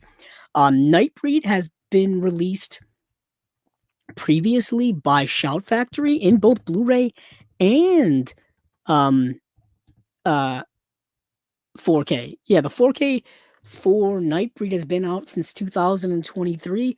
Yet again, if you don't have it on Blu-ray, if you don't have it on 4K, this will probably be the release to get for Nightbreed. And Nightbreed is the movie that is directed by Clive Barker. David Cronenberg is in the movie as an actor. um, yeah, I've always really liked Nightbreed. There's been a couple. There's a director's cut and a theatrical cut of that as well. Let me see. Let me actually just scroll down and just talk about it. Why not? Nightbreed. Here we go. It looks like it's a 2-disc edition, where you get the theatrical cut on one disc and the director's cut on the second disc. From the mind of writer-director Clive Barker, the macabre visionary responsible for Hellraiser and Candyman, comes Nightbreed. Comes Nightbreed, a nightmare-induced fantasy set in a world like nothing you've ever experienced before. One which will leave you questioning who the real monsters are. By night, Aaron Boone dreams of Midian, a hidden subterranean world where monsters have created a haven from humanity. Under pressure from his girlfriend Lori, he attends psychotherapy sessions, unaware that his shrink, Dr. Decker, the director David Cronenberg is setting him up to take the fall for a series of violent murders. Convinced he no longer belongs in the human world, Boone goes to search a Midian, not realizing that the real killer has plans for both him and the colorful cast of outsiders who call it home. So this is a movie that is interesting because it does flip the whole idea of monsters on its head, whereas you think the monsters are the bad guys, but in fact that's not true. They're the outsiders. They are the other. They are the persecuted, not the ones doing the persecuting. And the real bad guys is humanity and prejudice and oppression and all this kind of stuff. I really like that about this movie, and I saw this movie years ago, and I've always wanted it in my collection, and I've never gotten it. So Nightbreed's getting a 4K UHD release, Dolby Vision HDR presentation of two versions of the film. You get the reversible sleeve art with newly commissioned artwork as well as the original poster artwork. There's a perfect bound collector's booklet featuring writing on the film by Mark Salisbury. Um, there's a double-sided fold-out poster. Like I said, theatrical cut, disc 1. And I think, hold on, let me see if... I want to see if Nightbreed was put out by Arrow before, or if this is the first time that they've been putting it out. They're putting it out. Not their first time. No, they put it out back in 2019. So a lot of these special features are stuff that was probably on that Blu-ray release. So you have an audio commentary by critics Adrian J. Smith and David Flint, vintage introduction by writer-director Clive Barker, Monsters, Maniacs, and Midian, The Making of Nightbreed. That's a feature-length documentary. Members of Midian, an interview with actor Nicholas Vince, Walking the Line Between Heaven and Hell. That's an interview with critic Kat Ellinger. Speaking Up for the Monsters, an interview with critic Kim Newman. Theatrical trailers and TV spots. And on the director, you get the original screenplay too. That's cool. And then for the director's cuts disc, you get an intro by Barker and restoration producer Mark Allen Miller. You got a commentary by Barker and Miller. You got new audio commentary by Kim Newman and Stephen Jones, and Barker collaborator Peter Atkins. You have another new commentary by Miller and director's cut editor Andrew Furtado. Our buddy Andrew Furtado over at Severin. Actually, he used to work at Shout Factory, and he helped put together the Shout Factory release of this years ago. That's the connection with that. Tribes of the Moon, Making of Nightbreed, an extensive documentary on the making of the movie. Making Monsters, a documentary on the film's creature designs, firefights, stunts, an interview with second unit director Andy Armstrong. Cutting Compromise, an interview with editor Mark Goldblatt. Monster Prosthetics, Masterclass, an interview with Keen on the film's incredible prosthetic effects. Matte painting test, makeup test, an exploration of the film's abandoned stop-motion animation tests, rehearsal test, and Johnny Get Angry music video. So this is a stacked release. A stacked release. Yet again, if you have the old Blu-ray from Arrow, you may not need to upgrade this, but if you don't own the movie like myself, this is kind of the way to go. Kind of the way to go. My head is starting to hurt. Let me talk about one of my favorite movies from my childhood, actually, Robin Hood, Prince of Thieves. So we probably talked about this release back when it came out. Let me see when that original 4K came out. Prince of Thieves. So 2023. No. Yes, no.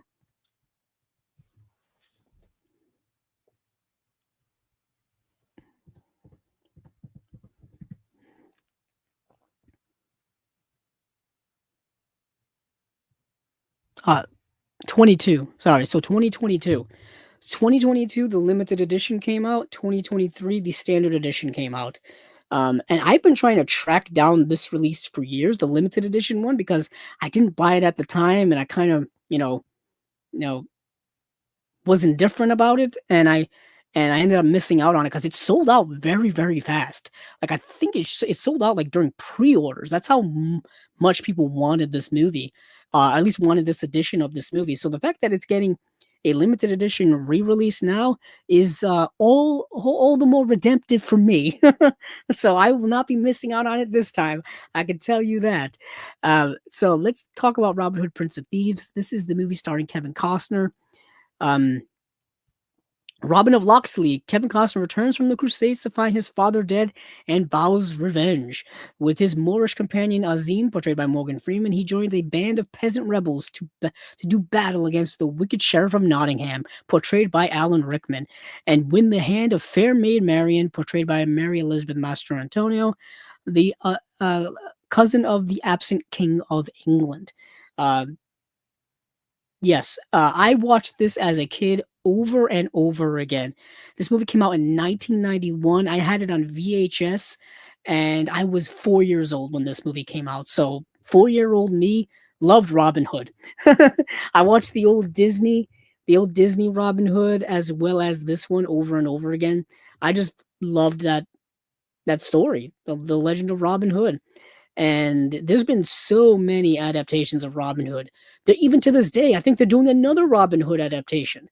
Uh, so many of them. I mean, going back to, oh goodness, the 30s with The Adventures of Robin Hood, the Michael Curtiz film starring Errol Flynn and Olivia de Havilland and Basil Rathbone. I mean, I think there was even one before. I think there's even stuff before that. They've done TV shows, they've done movies, they've done a mini series, they've done books, they've done comic books, video games. They've done everything with Robin Hood, and they keep doing it over and over again. Robbing from the rich and giving to the poor, I guess, is a never ending theme you can just keep going back to. It's just fascinating to me. But this one, Prince of Thieves, it's notorious for several things. One, the cast is kind of amazing in hindsight. It was even amazing at the time. Kevin Costner in 1991 was one of the biggest stars in the world. He had a rise to stardom in the 80s, that was legendary, really, and he was a massive star at the time. Unfortunately, the movie is also notorious for him having an accent that goes in and out, just a terrible British, non-British accent, whatever. Um, this movie, of course, was parodied in Mel Brooks's film Robin Hood Men in Tights, which I think came out 1993. I think that came out in 1993, so a couple of years after this, with Carrie Elways playing Robin Hood, and you had it was just a parody over and over again, of all the tropes and stuff in Robin Hood, Prince of Thieves, and whatnot. Um, yeah, I mean, it was the first time I ever saw Alan Rickman on screen. Keep in mind, like I said, I was 4 years old. This would be decades before I would see Die Hard. Of course, he would be in the Harry Potter films, and of course, he would be in many, many, many other films and whatnot. Like, I think this was the first Kevin Costner film I ever saw as a kid, Robin Hood, Prince of Thieves. So it was a lot of firsts for me in this movie, a lot of firsts. First time I think I ever saw Morgan Freeman in a movie. Like I said, it was 1991, 1992. I was 4 or 5 years old. And so anywho, I've had this movie on VHS. I can't remember if I had it on DVD, but I've had the old, I think Warner Brothers uh, Blu-ray for years, and I've been needing to upgrade it. I've been needing to upgrade it badly because it doesn't look very good. I don't even know. I can't remember if it's in my drama section or in my action section. No, I can't really. My eyes are a little blurry from looking at the screen. But anywho, um, it actually could be behind me somewhere as I strain. Oh, I'm actually looking right at it. It's right there. You guys can't see it, but it's behind me. Um, Anywho, yeah, JB44, you and I concur. Disney's Robin Hood cartoon version is my favorite. It honestly, I I think about that way more often than I think a normal person does because it's such a great adaptation, and it's got that classic Disney before the Disney Renaissance. before the golden age of Disney, which is the 90s. There's a lot of animated stuff that is that is fascinating to me from a pre-golden age era. Um, I have not seen Acres of Movies. Acres of Movies asks, "Have you seen Code 46?" I have not. I have not. Um, Acres of Movies also asks, "Would you rather be in a museum for Commando or True Lies?" True Lies. True Lies is the better movie. I think it's just more interesting. Um, let's see. 5 favorite characters in animated Robin Hood. Well, obviously, you go with Robin Hood. I always liked Little John. I always had this thing for sidekicks in movies because the sidekicks, they're not the main character. They're not the main character. They're not the one that the story typically revolves around. They're not the one the story's focused on. They're not the big heroes. They don't like get the girl or they don't win the day or whatever. But they're always loyal. They're always there when you need them.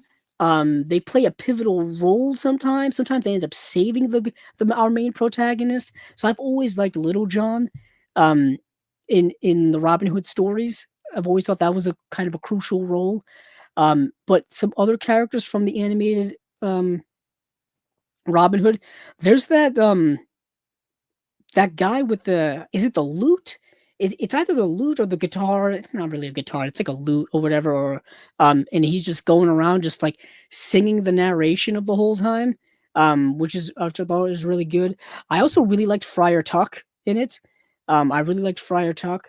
Of course, you gotta like some of the bad guys. And the voice actor who did who did Prince John is incredible. Absolutely incredible. That whole dynamic with he and the snake is just amazing. Just incredible, incredible voiceover work. Really, it is. I have it on Blu-ray actually. Where's my copy? Actually, I'm gonna get it. I'm gonna get it.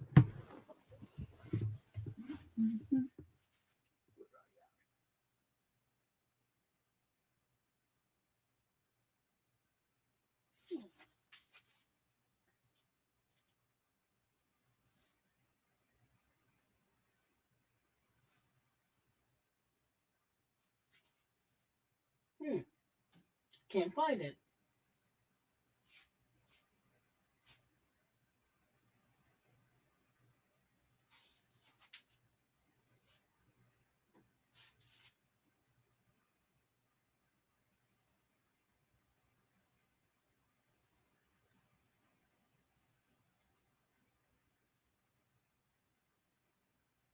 Huh, that's interesting. Interesting, I can't find it. I thought it was on my shelf. I know I have it. Huh, odd. Because I've got my Disney stuff. I have my Disney and animation kind of mixed in with one another, and I tried to separate them based off of like studio. Like I'll keep all the Illumination next to each other, all the DreamWorks next to each other, and all the Disney next to each other, and then the Pixar next to each other. For some reason, I thought I had it. Yeah, because I have there's hmm. That's something I got to look up after. I got to look up after. Yeah, Acres and Movies says I love the snake too. Yeah, snakes are always great in animation. Um, Acres and Movies asks Jeff Bridges calls you. He's like, hey, do do Tucker commentary with me or do one for Starman. I'll do Starman. I'll do Starman. Let's see, where was I? Oh yeah, Arrow. Prince of Thieves. Let me go over the special features. So restored in 4K by Arrow Films, Dolby Vision HDR presentation of the film, original uncompressed stereo DTS HD 5.1 surround audio, audio commentary with director Kevin Reynolds and actor Kevin Costner. That's cool. Uh, audio commentary with actors Morgan Freeman and Christian Slater. I forgot Christian Slater's in the movie. Yet again, he was a big star at the time too. And writers slash producers Penn Densham and John Watson. Um, Here We Are Kings, Making Robin Hood, Prince of Thieves, a multi-part documentary. Robin Hood, The Myth, the Man, the movie, and archival 1991 documentary hosted by Pierce Brosnan. That's kind of cool.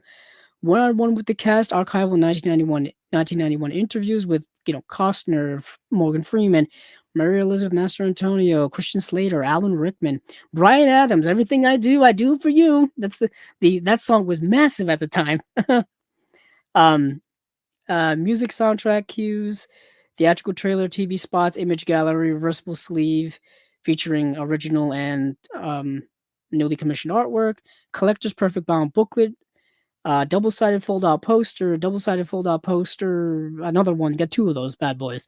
Six postcard-sized art cards. But if you have this release already from 2022, you don't need this, obviously. But if you missed out on that one like I did, and you didn't want to end up paying like triple the price on eBay for it, redemption is yours, like I said. So that's Robin Hood, Prince of Thieves. GI Samurai. It's a movie I've already talked about, so I'm not gonna talk about it too much, um, because what's their name put this out already? I think it was Imprint. Yeah, Imprint put this out. Imprint this just came out. By put this out, I mean it came out in December 17th. Imprint put no Umbrella put this out. Sorry, not yeah. Um, Umbrella put this out. Basically, World War Yeah, G.I. Samurai sees action superstar Sonny Chiba heading the cast in a rip-roaring time-slip action blockbuster in which guns, tanks, and helicopters come up against katana-wielding warriors on horseback.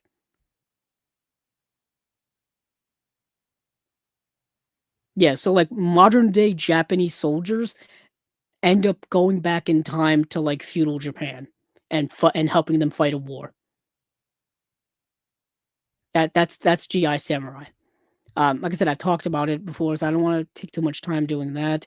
But I will talk about Blue Thunder. I'll talk about Blue Thunder because it is a new release.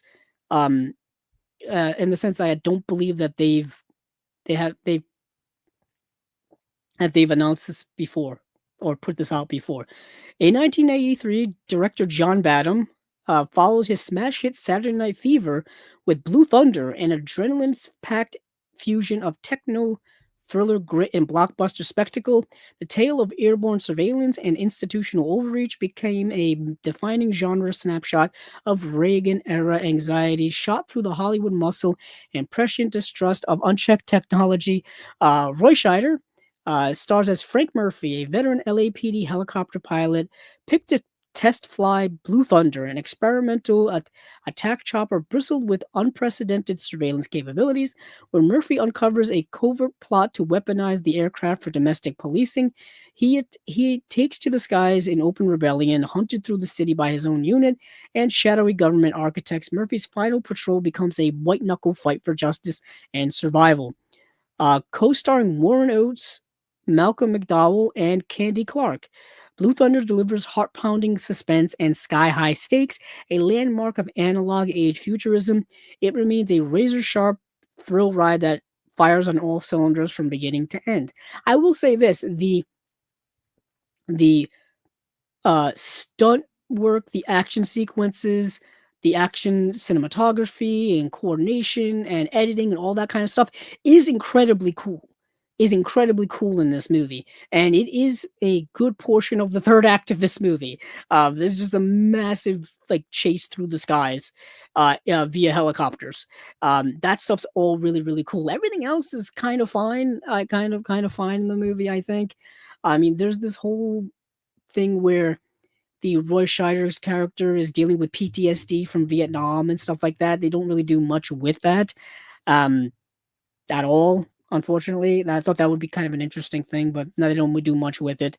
There's a whole angle when it comes to, government surveillance, oversight, and all that kind of stuff, and the dangers of that. That's interesting. Uh, but yeah, the movie's fine. The movie's fine. If you know John Badham, he's a fine director. He's okay. I've always liked a good number of his work. Um, kind of a workman director. He did the movie War Games after I think after this actually, or was it before this? I think it was no, it was after this. He did Saturday Night Fever, like it said, Short Circuit, Stakeout. He also did that 1970s Dracula movie with Frank Langella. Let me see if I can find. Yep, the one from 1979. Yeah. Um, he also did Bingo Long, Traveling All Stars, and Motor Kings. That movie's super underrated. That movie with Billy D. Williams as well as um, why am I blanking? James Earl Jones, Richard Pryor. It's about the baseball leagues, the African American baseball leagues. I mean, from the 1930s. I think that's kind of a super underrated movie. But anywho, yeah, John Badham, fine director. Blue Thunder is fine. I do want to make mention. Let me point this out while I'm here. Where are you? Oh, there it is. Our um, our friend Scott Saslow, who I'm going to be doing another interview with, hopefully later on this month. He worked on the layout and booklet design for Blue Thunder. He also worked out the layout and booklet design for the Dollars trilogy box set that they're putting together, um, which is which is interesting that they're doing that. We'll get to that one next, and then we'll move on to Vinegar Syndrome. Where am I in terms of timing here? Um, okay, about 2 hours in. Um, let's see. Uh, but let's see. But the Blue Thunder special features: 4K restoration from the original camera negative, Dolby Vision HDR presentation of the film, original restored lossless 2.0 stereo audio. There's an option for DTS HD Master 5.1. Archival audio commentary by director John Badham, the editor Frank Morris, and motion control supervisor Hoyt Yeatman. Flight Risk, a brand new interview with director John Badham. That's awesome. A roller coaster ride, a brand new interview with actor Candy Clark. Catching Up, a brand new interview with actor Malcolm McDowell. Nice. Ride with the Angels, Making Blue Thunder, an archival 3-part documentary from '06. Okay. The special Building Blue Thunder, an archival featurette from '06 on the design and construction of the helicopter. Archival 1983 promotion featurette. Extended scenes, theatrical trailer, image gallery, reversible sleeve art, collector's booklet, uh, the huge. Now let's talk about the Dollars trilogy. Okay, I guess not even an elevator in the room here. These were some of the biggest releases for collectors of last year. Uh, these came out in limited edition collector's editions, like Arrow tends to put out. They also were re-released in standard editions. If you missed out on the collector's editions, the collector's editions were you had to fight people to get those bad boys. You had to be there when they dropped on the internet at specific outlaw stores, or because they sold out so quickly. Luckily, I was able to get my copies. Let me where are these? Here they are. Let me move these over here. I got my copies, and I've shown these before, so this is nothing new here. I'm not gloating or anything. But you have a fistful of dollars. A fistful of dollars. Move my phone over there. For a few dollars more, the second film, probably maybe my favorite of the Dollars trilogy. You have that. And then you've got, of course, the good, the bad, and the ugly. Now, you could, like I said, you could buy these in these editions here, these 4K UHDs or Blu-rays, however you prefer. Or you could buy the standard editions, which were just, just the Blu-ray cases, right? So the standard editions would just be these, which you could still get right now. Standard editions, you just get this. So you get all the on-disc content, which is the most important thing. And you can actually still find these limited editions if you want to track these down. You can still find them. Sometimes you'll get lucky on some online stores, like Orbit DVD or Diabolic or eBay. You'll probably end up paying a pretty penny for them. Or if you just want the standard, get the standards. Either way, you get the content. But if you don't want any of those two options, you can go for this new Dollars Trilogy box set, where it's got all of the on disc content in there, plus a truncated version of the extras. Truncated in the sense like each book, each edition. No, I'll just whip out a fistful of dollars. Each edition came with a booklet, right? Each of these booklets, I think, were 60 pages apiece. So each one came with a 60-page book, but in this box set, they kind of truncated it. They took out a couple of the essays, and they made it so that it all fits in one box. So you don't get everything that are from these limited editions, but you get a nice kind of truncated version of that. So that's worth noting. If you're a completionist, maybe that's not the option for you. But if you just want the movies in their 4K glory, I'll have to say these transfers that Arrow did look amazing. Some of the best put out of last year, I would damn say. Plus the extras are excellent on these sets as well. If you want all that, go have at it. Um, so I thought that'd be worth mentioning. Um, so I'm not going to go over everything because, like I said, these have already been going over ad nauseum. It's the on disc stuff that are in these sets here, but in one box, and a truncated version of some of the extra stuff. Like you get kind of less instead of getting um like a actually let me look it up. Instead of getting like a 60, like each one getting a 60-page book, it's like one smaller book. Hold on, let me see if it's even here. Blu-ray.com does not even have a listing. Oh no, there it is. I didn't scroll far enough.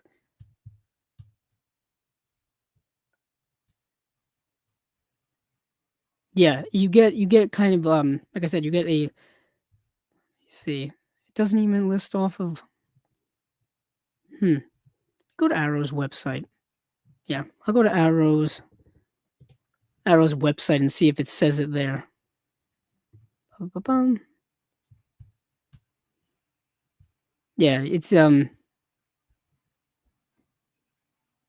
all the details here.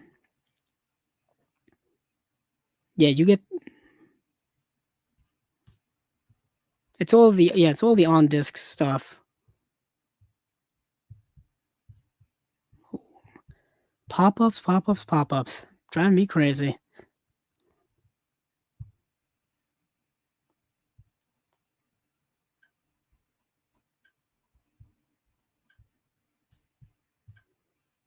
Doesn't even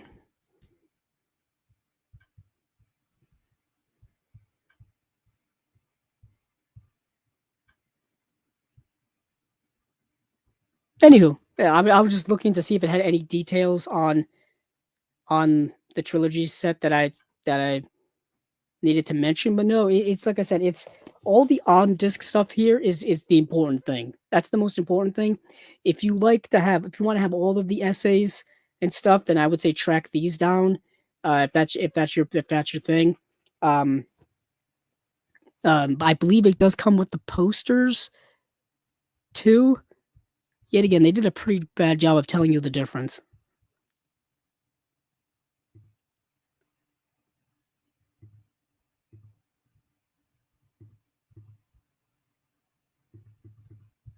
That's Yeah, I think it comes with the posters for each of the movies. Um, comes with the discs that are in those sets, and then comes with the booklet.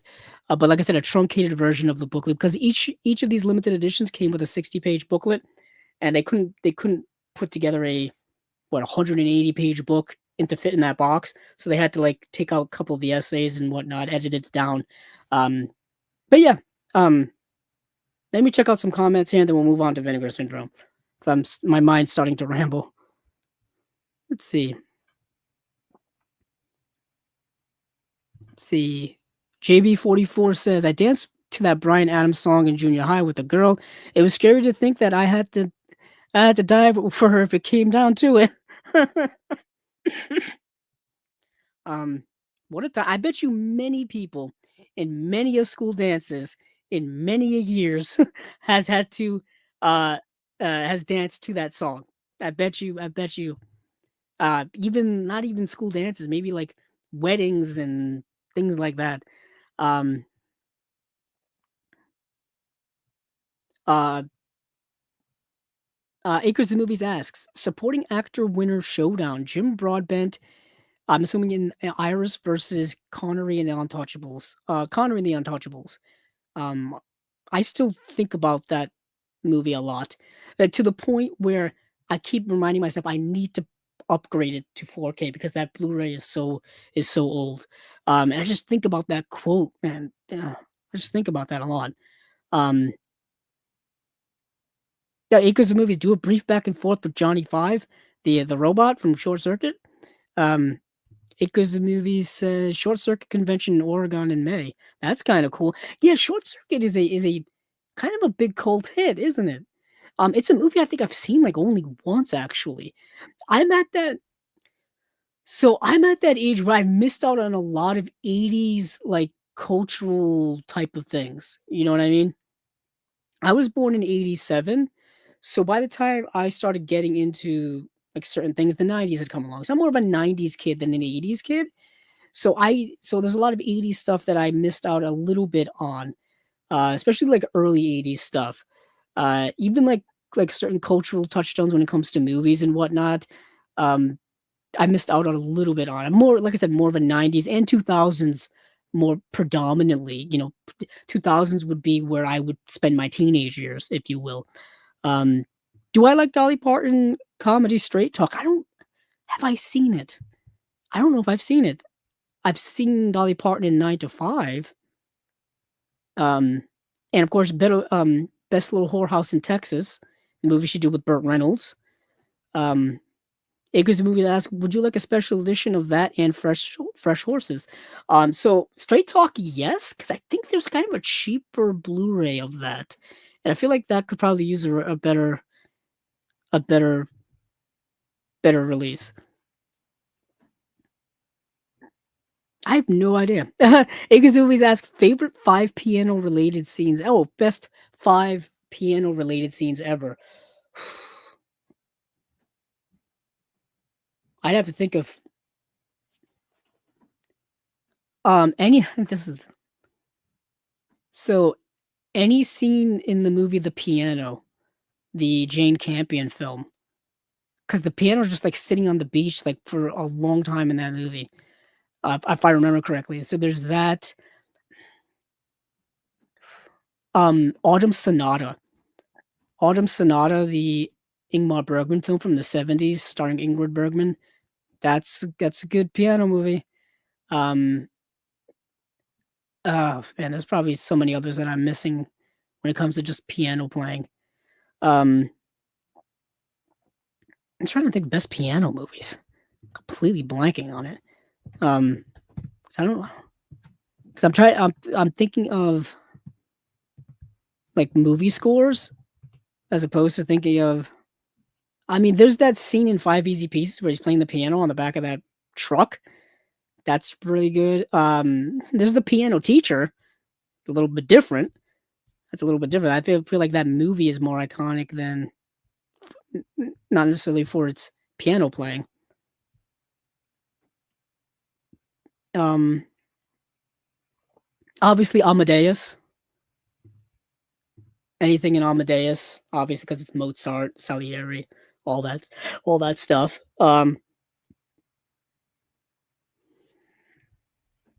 Acres of Movies asks, should Arrow release Air America? Yeah, why not? Why not? I'm all for boutiques releasing whatever they feel like releasing. Um, I wouldn't mind that at all. Um, Speaking of boutiques, let me move over to Vinegar Syndrome. Let's see. Yeah, we're back on Vinegar. We are back on Vinegar Syndrome. We're on Vinegar Syndrome now. Um, let's see. So Vinegar Syndrome had a bunch of announcements from themselves as well as the partner labels. So let me list off of I unfortunately, like I said, I've been sick over the last week. I did not get to delve into a lot of this like I normally do. Plus, they dropped these on Sunday. March 1st was Sunday, so it gave me like a day to go over this stuff. Ironically, had I done originally done chasing labels on Monday like I usually do, I wouldn't have had that much time. So let me read off the Vinegar Syndrome proper titles, and I only got to watch like two of them, so we'll talk about those. So, uh, coming out on 4K UHD, Vinegar Syndrome is putting out Office Killer. Vinegar Syndrome is putting out another one of their Forgotten Gialli volumes. This is volume 9. They're putting out a movie called Massacre and on 4K UHD, and they're also putting it out with an alternate slipcover. Why they decided to make two different listings for the same movie, just for different slipcovers, I don't know. Instead of just making one listing and then you can go in there and choose which slipcover you want, I don't know. Cinématographe is putting out a Blu-ray release of Badge 373, starring the late great Robert Duvall. I wonder if they put it out because Robert Duvall passed away. Not put it out. They probably had it like within their archives. They decided, hey, we're gonna put this one out now since the recent news of Robert Duvall's passing. Um, who knows? Um, they're putting Vinegar Syndrome is putting out another one of their Reviver titles. This is Reviver 2. Now, this is basically their mystery title. It's a title that they don't release the title of it. I don't even think they tell you what it's about. It's just a mystery.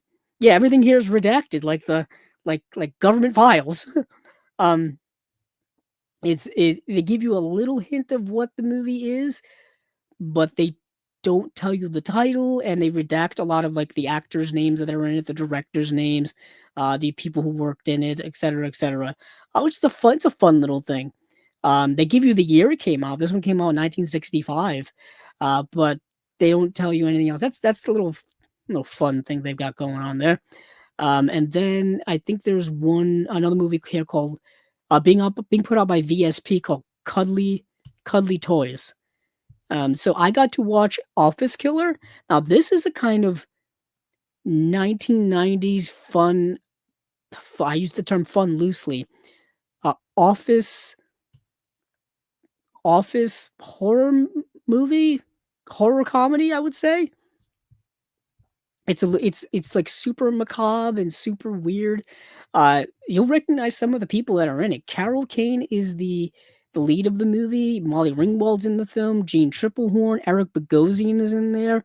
A super young Michael Imperioli's in the movie, and this would be obviously years before um, The Sopranos would come out. This movie came out in 1997. The first season of The Sopranos came out in 1999, so not exactly too far away. Ironically, I think the pilot for The Sopranos was shot in 1997.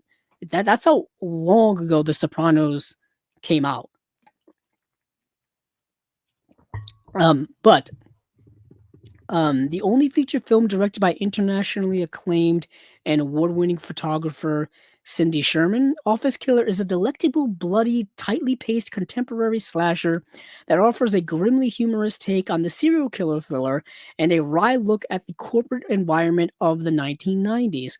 With its bleak lyrical photography and a score by Lounge Lizard's co-founder Evan Lurie, it features Emmy Award winner Carol Kane as Doreen, along with Molly Ringwald, Gene Triplehorn, and a guest appearance from Eric Bogosian.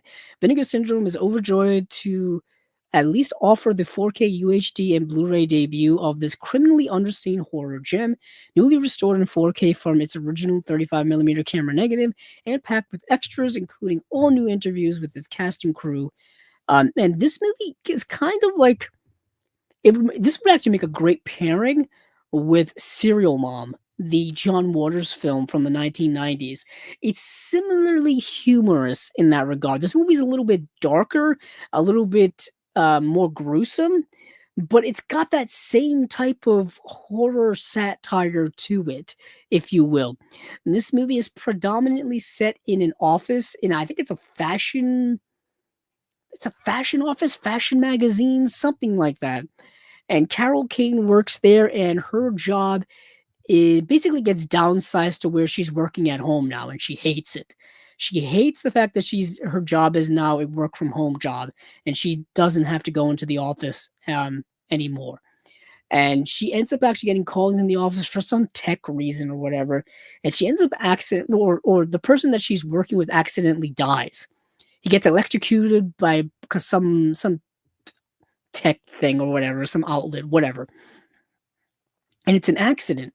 And instead of calling the police or anyone really, she takes the body home and like hides it in her basement. And then this sets off a chain reaction of her like becoming a serial killer. And she starts like killing people who work at her at the job she works at. And she's got this weird relationship with her mom. It's very Norma Bates-esque relationship. It's odd. It's a weird, quirky movie. Carol Kane is so unhinged in the film, and it's a perfect Carol Kane character. Carol Kane plays unhinged so well throughout her career. Everything from Taxi all the way up to the Kimmy Schmidt. Carol Kane is just a great actress, truly an all-time great, and she's really good in this movie. And the movie itself, I think, is just oddly dark and comedic in every sense of the word. And yeah, it's kind of a '90s cult film, I would say. This edition here is a 2-disc set, 4K UHD release, as well as a Blu-ray. Presented in the 4K is presented in Dolby Vision with HDR, with Dolby Vision HDR, and newly scanned and restored in 4K from its original 35 millimeter camera negative. Commentary track with author slash journalist programmer Heidi Honeycutt. Return to office. A director Cindy Sherman and actress Molly Ringwald look back at the office killer 30 years later. That's really cool. A pure creative experience, a new interview with actress Jean Triplehorn. Wow, didn't think they'd get that. High art, low budget, a new interview with cinematographer Russell Lee Fine. Another kind of monster, a new interview with author Dahlia Schwelzer. Behind the scenes footage, courtesy of Jean Triplehorn. I would have loved if they had gotten Carol Kane to do a new interview. I would have loved that. But unfortunately, they were not able to. So this is the movie called Office Killer. It's literally as the title suggests. Carol Kane is an office killer at the 4K UHD release of that. So if you've been collecting the Forgotten Gialli volumes right along, chances are you'll want to get this one. I didn't get to watch Massacre or Cuddly Toys, but I did watch Badge 373. Now, if you're a fan of 1970s like gritty cop movies a la The French Connection, this movie will fall right in line with that. But this is kind of like the movie. This is the movie you get when you can't get the French Connection. Like, let's say you're programming like 1970s cop movies and you can't get the French Connection because you can't afford the rights to get it, or to get a print of it, or for whatever reason. You get Badge 373, starring Robert Duvall, and it's kind of like that. Um, which is kind of nuts to me. Uh, because I was going into this movie kind of expecting it to be good, and it's not really that great. If you want to just see kind of Robert Duvall be a racist, angry cop from the '70s, there you go. Excuse me. Following the death of his partner, brash NYPD cop Eddie Ryan, Robert Duvall swears vengeance, going on a violent quest through the streets of 1970s New York City to find his assailants. His methods prove so hostile and racist that he is forced to resign from the police, rendering him a vigilante hell-bent on justice. Ryan's pursuit of take no prisoners fury puts him in the crosshairs of a drug kingpins and revolutionaries, not to mention the very department that he was once a part of. That's the movie.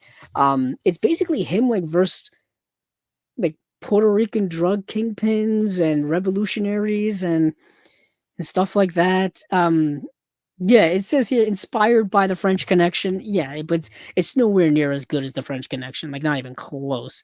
It's nothing like Serpico um or Dirty Harry. It's if anything, it's more in line with Dirty Harry, but Dirty Harry is better. Dirty Harry is much better.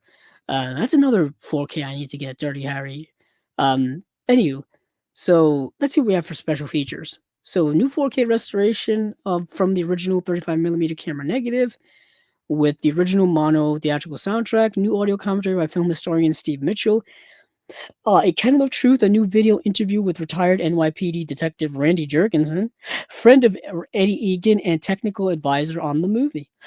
Um, police film protection, a new video conversation between Jason Bailey, author of Fun City Cinema, New York City, and the movies that made it, and cinematographer and Cinematograph's Justin La Liberty.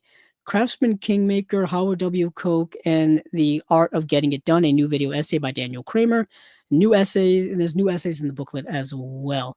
So if you've been a fan of these Cinematograph releases this whole time, like I have, and you actually, there's several of them you still want to get like I do, chances are you probably like this release in general. But for me, the movie's not quite enough to jump out to buy it right away. There's still several other Cinematograph releases that I want to get. Boxcar Bertha and A New Leaf are two at the top of my list that I need to get.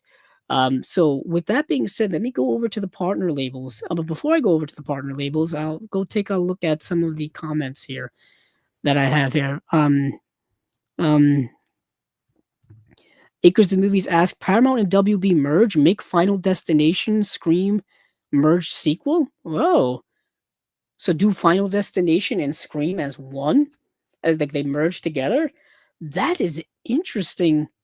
Also kind of conflicts with one another. Because Final Destination is all about like fate and death catching up with you. As opposed to Scream, which is all about people like committing murder and stuff. Like it's very much a decision as opposed to like fate happening. That's very interesting. Um, I'm actually very curious what's going to happen with all of these different franchises when Paramount and Warner Brothers become one. Like, are we ever going to see, uh, another Final Destination movie? Are we going to see another Scream movie?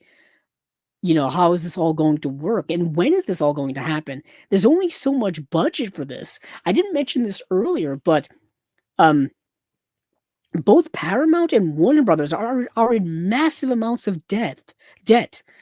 Each company, I think, is like billions and billions of dollars in debt. I don't know how a merger is going to fix any of that. Um, I don't know how they're going to be able to continue to make movies at any type of large amount or moderate amount or small amount. But yeah, again, that's decisions for people a lot smarter than me. But still, I think it's gonna be interesting. I don't know if they're gonna be able to put out their usual outputs in movies. So what is that going to mean for said, stapled franchises, if you will? Um, yeah, what's it gonna mean? Yeah, because they both of them have massive franchise. Warner Brothers, it's kind of, yeah, I'm gonna go off on a little bit of a rant. It's baffling to me that Paramount is buying Warner Brothers because Warner Brothers is a massively larger company than Paramount, just in terms of assets. Just the Rolodex of what Warner Brothers has within their company in terms of like in terms of IP, in terms of properties, it dwarfs that of Paramount, like massively dwarfs that of Paramount. Warner Brothers to me is in a better position than Paramount is financially. Paramount just got bought. Uh, it's nuts. It's nuts. It's just it's crazy to me because Warner Brothers is massive. Anywho, anywho, let me continue on with the partner labels. So let me list some of these bad boys off. I didn't get to see very many of these, so I'll go to the ones that I did get to see, and then a couple of these other ones that looked interesting to me. A couple of these movies.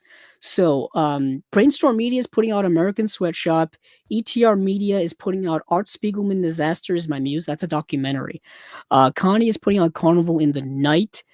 Um, Muscle is putting out castration movie anthology One Traps. Um, Factory 25 is putting out Citywide Fever. Big World Pictures is putting out 8 postcards from Utopia and the exit of the trains. Club Super 8 is putting out Fear Has a Thousand Eyes. Film Movement Classics is putting out a 2-part Fritz Lang epic. It's Fritz Lang's Indian epic, The Tiger of Eshnapur and the Indian Tomb. Dark Sky is putting out The G. Bizarro is putting out The Ghost Galleon. Shudder is putting out Grafted. Film Movement is putting out Great Absence. Dark Star is putting out Hayride to Hell, a plus a Halloween Feast. Shudder is putting out Humane. Film Movement Classics putting out a movie called Judo. That's Ju space Dou, Judo. Circle Collective is putting out King Baby. Dark Sky is putting out Lily Lives Alone. Delirium Home Video is putting out Love Letters of a Portuguese Nun. This is another Jess Franco film. This is a Jess Franco nunsploitation film, I believe, from the 70s. So remember when I just said that everybody gets a Jess Franco? Everybody gets a Jess Franco. IFC Films is putting out The Novice. Kim Stim is putting out Plan 75. Glass Eye Pix is putting out The Roost. That is a Ty West film from 2005. So if you're a big Ty West fan, you like his recent work in X, Pearl, and Maxine, and you want to check out his earlier stuff, here's one of them in The Roost. The Catalog is putting out Snowy Bing Bongs. Film Movement Classics putting out Somersault. That's a Kate Shortland film. Kate Shortland directed the movie Black Widow with starring Scarlett Johansson from a couple of years ago. Remember that whole movie that was supposed to come out and then it got pushed because of the pandemic and COVID, and then it got pushed to coming out on Disney Plus, and then Scarlett Johansson sued Disney. Well, Kate Shortland directed Black Widow. I'm pointing over there because I have Black Widow over there. Saturn's Core is putting out The Stupefying Siren Tales of Pamela Such. Several Futures is putting out The Temple Woods Gang. Art Label is putting out Vic and Tarstar's Scarecrow Factory. Canadian International Pictures is putting out Vinyl. This is another documentary. Well, yeah, it is. American Genre Film Archive, AGFA, is putting out Wildwood, New Jersey. And then that is it. Yeah, that's it. That's it. So what did I get to see? I only got, like I said, I only got to see a couple of these. I only had like a day to watch them, plus I've been sick. But I did watch Vinyl. So Canadian International Pictures putting out this documentary called Vinyl. This is from 2000. This is like super low budget, like DIY documentary about vinyl collecting. This is a type of video or type of movie that was it's a YouTube video before there was YouTube, if you will. In my opinion, that's how it looks to me, aesthetically. But the movie is getting at a lot of kind of universal truths when it comes to collecting. If you're a big time collector, whether it be like we are, those of you listening, those of you watching, collecting movies. Some people, like I, also collect comic books and collect books. People collect baseball cards, football cards. People collect Pokemon cards. People collect Funko Pops. People collect art. People collect action figures, stamps, whatever the case may be. This movie's getting at a lot of universal truths when it comes to collecting and why we collect. There are several reasons why I think we are collectors of some kind. Whether it's personal reasons, whether it's, financial reasons, whatever the case may be. Maybe we don't even know why we collect and we just do it. Maybe we just like it because we're good at it, Who really knows? Except for maybe ourselves. But this movie is getting specifically at vinyl collecting, which is another form of collecting. People collect vinyl, cassette tapes, CDs, um, 8-tracks, whatever the case may be. And this movie is like super low budget, shot predominantly, I think maybe like camcorder type of cameras. I was gonna say DV cams, but I think it's even before DV cams. We're talking like 1990s cameras here, maybe even earlier. But the movie's a bit long. It's an hour and 50 minutes, and it does drag a little bit because it gets very repetitious, and it's mostly just a person kind of just talking, really. That's why I said it reminded me a lot of a YouTube video, 'cause it's really mostly just a person either talking to the camera and just going on and on about collecting and vinyl and different artists and different means of collecting and different stories about collecting and all that kind of stuff, or he's interviewing somebody. And there's some people who pop up in here that you may know, like Guy Madden. Um, or Harvey Pekar from American Splendor. I mean, they're just people you may know who pop up in it. And there's other people you have no idea who they are. They're just kind of random collectors, and you get all kinds of stories about people and their collecting habits. There was one interesting story in here where this guy had 2,000 LPs, 2,000 records, and he was moving and couldn't take them with him, and he had no place to put them, and he just dumped them in a dumpster because he didn't want anybody else to have them. And I'm just like, that's an interesting kind of psychosis of a collector's mindset. Like he didn't want anybody else to have these records other than himself. So instead of like putting them in storage, instead of giving them away, instead of like, I don't know, doing something with them, he just threw them in a dumpster.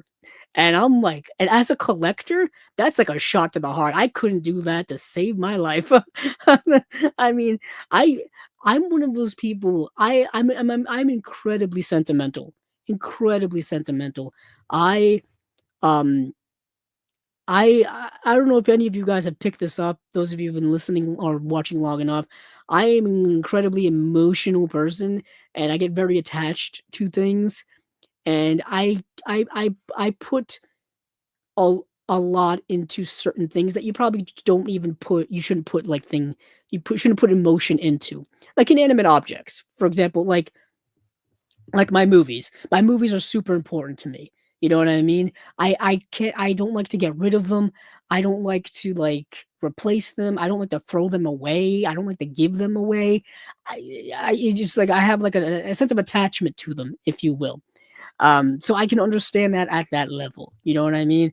Especially if it's something you've had in your collection for so long and there's a story that goes behind it. Like every single movie I have, like there's something specific about it that I can trace some personal thing to. Like let's say uh like for example, I have a Nora. Okay. So I have the Criterion 4K of a Nora right here. So I remember how I got this. I We were going to interview Sean Baker for the release of this as well as his other film, and I needed to get a copy of this because I wanted to have it for the interview. And I wasn't sure when we were gonna interview him, but I knew I needed to get it beforehand. So I went the day this came out. I went to Barnes and Noble and I bought it. But when I went to Barnes and Noble, they didn't put it out on the shelf yet. So I had to ask if they had copies of this. And the guy had to go to the back and get it. And then we talked a little bit about the movie and all this kind of stuff. But like there's a story behind me getting the Anora 4K. You know what I mean? So there's the personal attachment to it. So watching this documentary Vinyl and hearing all these personal stories from these people and understanding their kind of reasons why they collect and personal attachments and all kinds of stuff, I kind of got it. You know what I mean? I definitely got it. Um, but yeah, that's just a little bit of inside me, basically. But this release from Canadian International Pictures of this movie has quite a few special features. Excuse me. Transfer from the best surviving tape master. Like I said, it was shot on tape, so it looks a little rough. New extended mirror introduction by Alan he's the director. There's a new audio commentary by Swig, moderated by filmmaker podcaster Jay Cheel. A new featuring Swig, new commentary with Swig in conversation with editor Christopher Donaldson and producer Greg. I I can't pronounce that. It's too many letters. Too many consonants in a row here. No vowels. New interview with uh new audio commentary with Swig in conversation with critic slash author Jeff Pevere and vinyl superfan August Dorney. New audio commentary with Swig in conversation with composer Scott Kramer. Vinyl, the alternate take, which is feature-length companion film comprised entirely of footage cut from vinyl. Wow. New audio commentary on vinyl, the alternate take featuring Swig and Cheel. Extended interview with Guy Madden, Don McKellar, and Harvey Pekar. Additional outtakes is a booklet in here as well. The producer, I couldn't pronounce his name. It's Greg Klimke? Klimke? Yeah, I probably butchered that. But anywho, this looks like an interesting, unique release from Canadian International Pictures of the documentary Vinyl from the year 2000. Let's see, what else did I get to see here? Um, so I didn't get to see The Roost because frankly I couldn't find it. But like I said, it's a Ty West film, and if you're into Ty West's work and you want to check out his earlier stuff, this is from 2005, so this is pretty early. Tom Noonan is in this. Interesting. It says, following a near-death car accident, four friends on their way to a Halloween wedding venture to a secluded farm for help. Little do they know they will soon disturb an ancient evil with far more ghastly plans in store for them. That's what you get. There's two audio commentaries, one with producer Larry Fessenden and director Ty West, sound designer Graham Resnick, and associate producer Peter Falk. Radio clips from The Roost by Graham Resnick, Bat Animation Test, Kids Making Movies, and Look Inside the Roost from 2005. Okay, so that's the Ty West film put up by Glass Eye Pix. So the Novice, sorry. The Novice is available to stream on Canopy, and I actually started watching it last night at around 4 a.m. and I passed out. I don't even think I got to the opening credits. It's one of those where you're like you're trying to rally and you're trying to oh, I got one more movie left in me. No, you don't. No, you don't. So I thought I had one more movie left in me last night. No, after like 6 movies, I passed right out. But the Novice is an obsessive college freshman joins her university's rowing team and undertakes an extreme physical and psychological journey to make it to the top varsity boat, no matter the cost. Kind of reminds me of Whiplash. Um, there's a commentary with the director Lauren Hadaway and actress Isabel Furman. Interview with the director Lauren Hadaway and interview with actress Isabel Furman, and then 2 deleted scenes. Okay. I thought I'd mention that.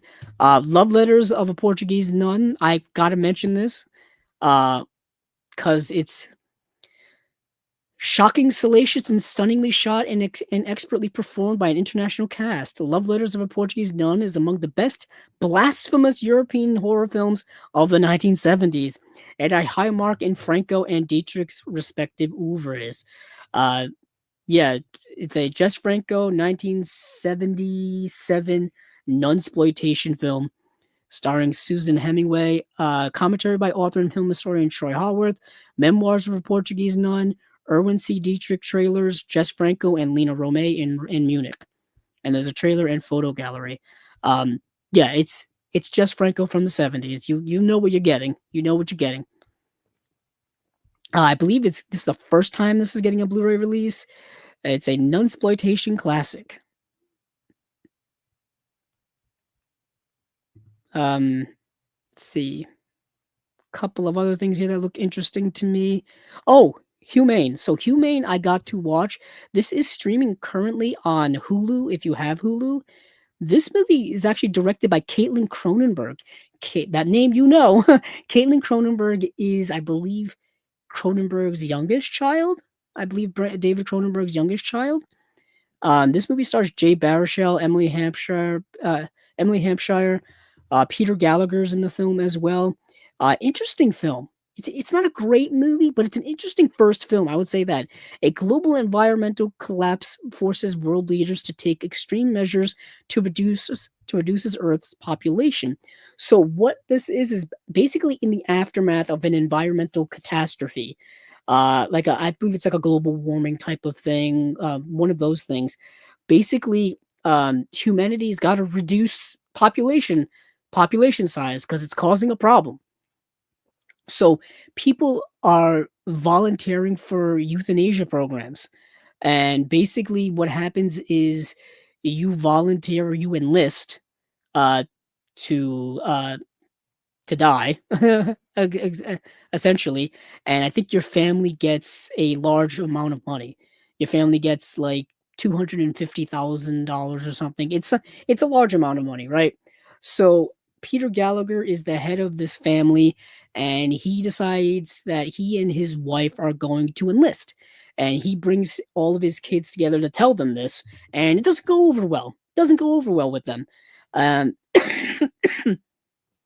and what happens is he decides he's going to do it, and his wife runs away. She has cold feet at the last second, and she runs away. She's not going to commit to this. The problem is they've already signed the paperwork, which is legally binding, and there are certain penalties that if you don't do it, you get basically all your assets get frozen, and you get put on a government list where you are known as a betrayer or traitor or something like that.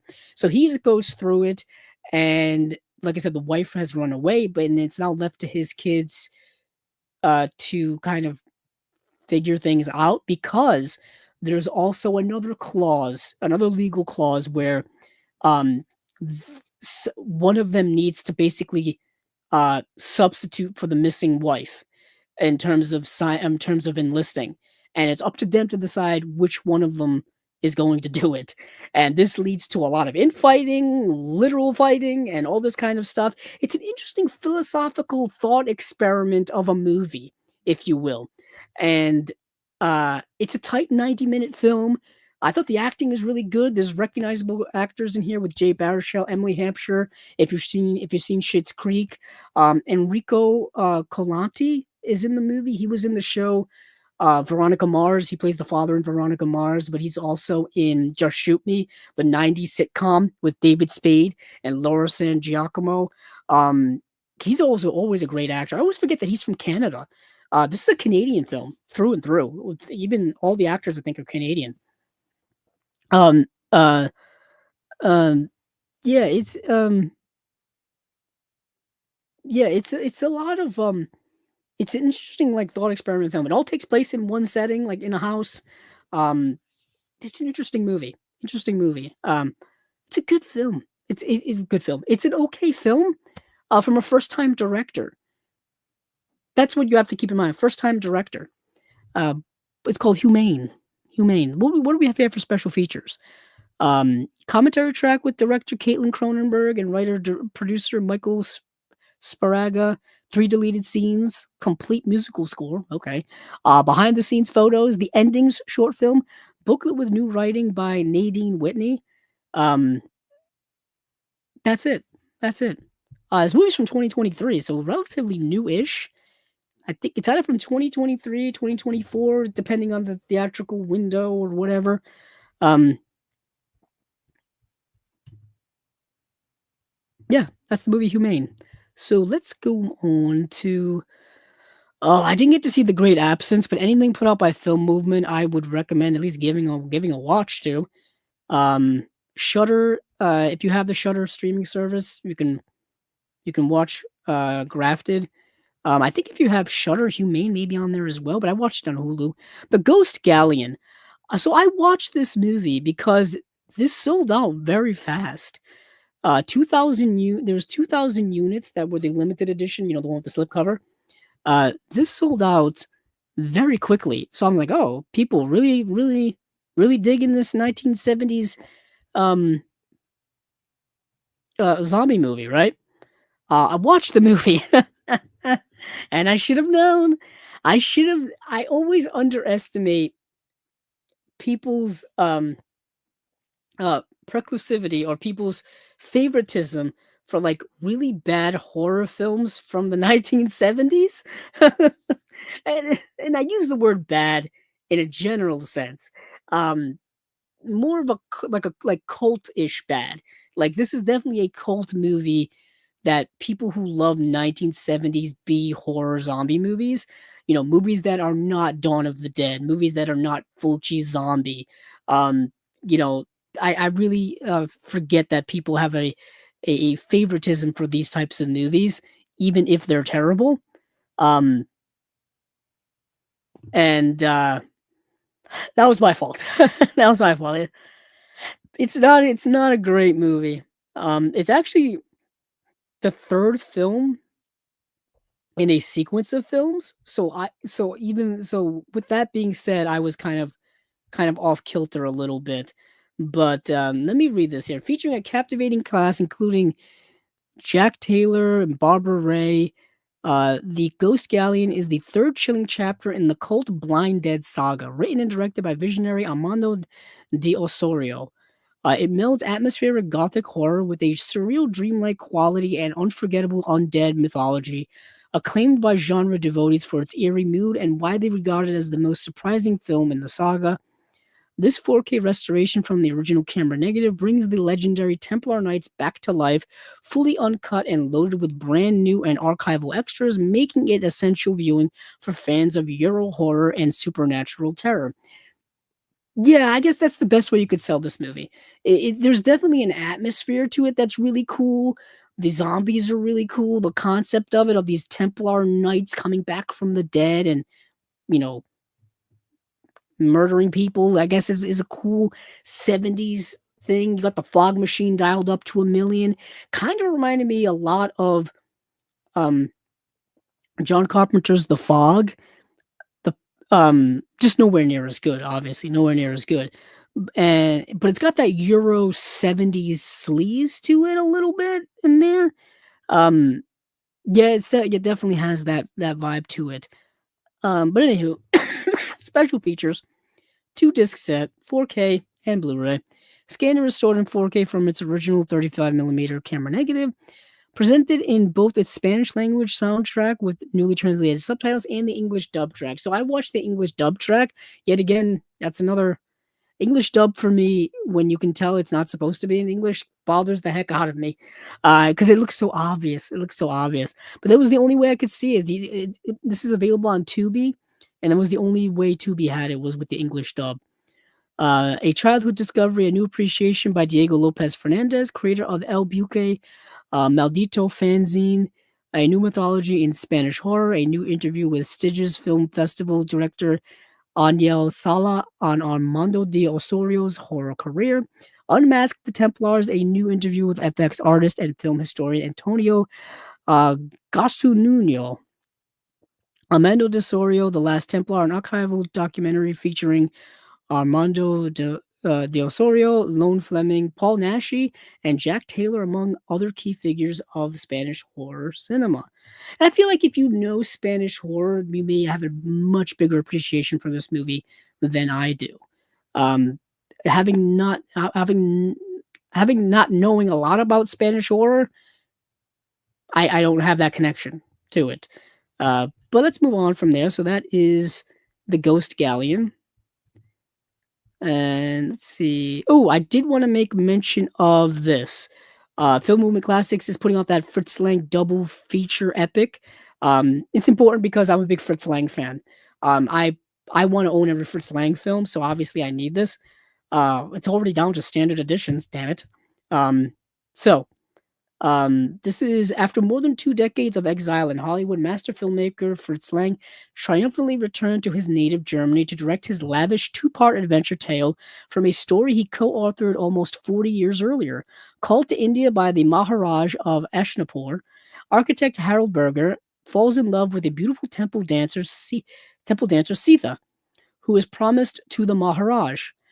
Their betrayal ignites the ruler's wrath, and lovers are forced to flee into the desert for a series of spectacular adventures featuring breathtaking location photography and a nail-biting suspense. This epic is highlighted by Paget's erotic temple dance, a battle to the death with a man-eating tiger, sandstorms, a cave of lepers, and a bloody palace rebellion. Together, these films provide a cinematic link between classic silent serials and the modern action thrills of Indiana Jones and The Mummy. I was just thinking of those two movies, reading this description. Previously available in America as Journey to the Lost City, a radically condensed 90-minute version, these exotic masterpieces are presented in this 2-disc box set, newly restored from their original splendor. Um, yeah, I'm down. It's Fritz Lang. I'm down. 2-disc Region A Blu-ray, commentary by film historian David Callett, the Indian epic documentary, Deborah Paget, for example, video essay by Mark Rappaport, essay by Tom Gunning, and that's it. But either way, it's Fritz Lang on Blu-ray. That's all I needed to know. All I needed to know. Let's see. I do want to do this. So there's about yeah. So I want to mention this canny release, Carnival in the Night. I did not get to see this, but this movie sounded so fascinating to me. Um, so of a this sounds fascinating. Of a pair with his 8 millimeter debut, Saint Terrorism, in which wayward youths of this of in which wayward youths and sex workers navigate attraction and murderous intent. Masashi Yamamoto's Jishu Eiga, self-produced breakthrough Carnival in the Night unfurls with a palpable sense of rage and abandon, capturing images of Shinjuku's underground and transforming its DIY into a purgatorial claustrophobic realm. Aspiring punk rocker and single mother Kumi drops off her child with her ex-husband, and the world is bled of color, beginning a phantasmagorical journey of self-discovery and self-destruction. A pitch-black look at the margins of society, contrasted by a backhanded yet no less poignant reflection on responsibility and motherhood. This movie sounds insane. Um, I think it's shot in like a hypnotizing cinema verite style, so I'm all down for that. I think it's shot in 16 millimeter, maybe less. Yeah, it says presented here, restored from their original 8 millimeter and 16 millimeter elements. Showcase Masashi Yamamoto at his most anarchic and transgressive. Yeah, this sounds fascinating. Um, Came out in 1981. 4K restoration of Carnival in the Night from the 16 millimeter negatives. 2K restoration of Saint Terrorism, which is his first film from single 8 millimeter elements. Um, Dude, which is a 2025 39-minute film, a newly commissioned short film directed by Yamamoto, exclusive to this release. Booklet with a new essay by James Valmont. Yeah, this is the movie Carnival in the Night. I'm fascinated by it. Next is a documentary put out by ETR Media. Art Spiegelman, Disaster is My Muse. Now, Art Spiegelman famously wrote one of the greatest graphic novels ever made, one of the greatest books probably ever made, in Mouse. It's to me, it's required reading, I think, for everyone, whether you're in school or not in school. It's a incredible incredible work. I have a copy of it. I'm looking at it's way over there with my graphic novels. I read it in school. I have a copy of it. It's been available on paperback and hardcover. It's been available as 2 volumes, been available as a single volume. It was written serialized, I believe, from 1980 to 1991. And it's all about Art Spiegelman's father's story of going through the Holocaust, and it's drawn using anthropomorphic animals. The Jewish people are mouse. They're mice. Um, and all the other, the Nazis are represented by, I believe, cats, and then of course, I believe the like Americans are dogs. And anywho, like you know what I'm saying here. Each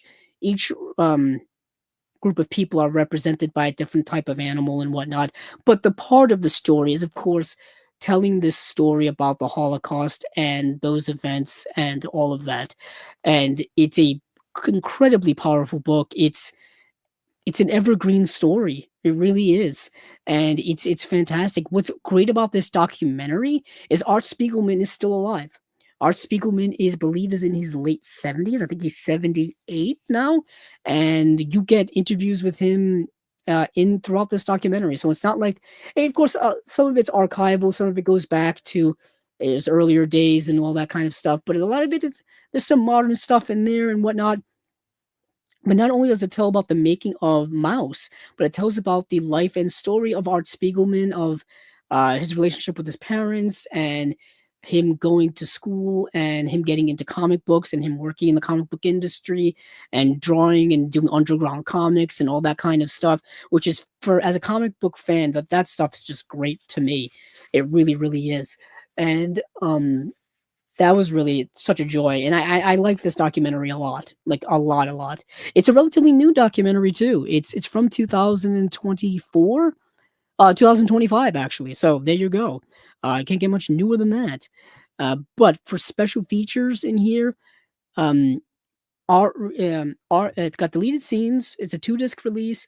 It says, "Art reads as the mind reels about watching" Art reads as the mind reels about watching Dick Van Dyke with his parents. Bill Griffin discusses the art of making woodcuts, cartoonists as reporters, Hilary Chul on academic impact of art's work, Francoise Mouly explains color separation. Francoise talks about having a printing press in their apartment and what she made. Francoise is Art Spiegelman's wife. Art talks about Mad Magazine founder Harvey Kurtzman and the war comics he published for EC Comics. Yeah, he goes back to like EC Comics and Mad Magazine. He worked with he knew, well, I mean, Robert Crumb is still alive. Robert Crumb, Harvey P. Carr, I mean, all this kind of underground comic stuff. This stuff, if you don't know any of this, it's fascinating stuff. It really, really is. I mean, a lot of us know about Marvel and DC. We know Batman, Superman, Spider Man, X Men. We know all this, but there's a whole other world of comic books that have been existing for decades and decades of underground comics. And man, it's fascinating stuff. It really, really is. Um, some other special features here. Art tells the story of being censored by Marvel Comics. Art works with artist C. Lewin. Bill Griffin describes how he and Art came up with wacky packages idea. Oh, I forgot to tell you, Art Spiegelman also did Garbage Pail Kids. He created that. Extended interview speeches, outtakes. Francoise Mouly on first coming to New York. Art Spiegelman, Skidmore College talk. Michael Chabon, Hilary Shute, artists present art with McDowell Medal speeches. Art speaks at the New York High School of Art and Design. Art Francoise Mouly, Chris Ware on the panel at Comic Arts Brooklyn. Art gives a history of comic talks in Reston, Virginia. Art Spiegelman on Forbidden Images now at the Boston Museum of Fine Arts with Hilary Chute. Art accepts the National Book Award, Lifetime Achievement Award. I mean, this is like all awesome stuff. It really is. There's a few other things here, but you get the gist of it. It's all kinds of stuff about Art Spiegelman, his work, and his life. Yeah, there's so much to talk about when it comes to Art Spiegelman and all of that. And there's so much that this documentary doesn't even get into, but does get into. I loved it. I have absolutely loved it. It's available right now to watch on Tubi. If you want to check out this documentary, it's not that long. It's 100 minutes, it's an hour and 40 minutes, and it's excellent.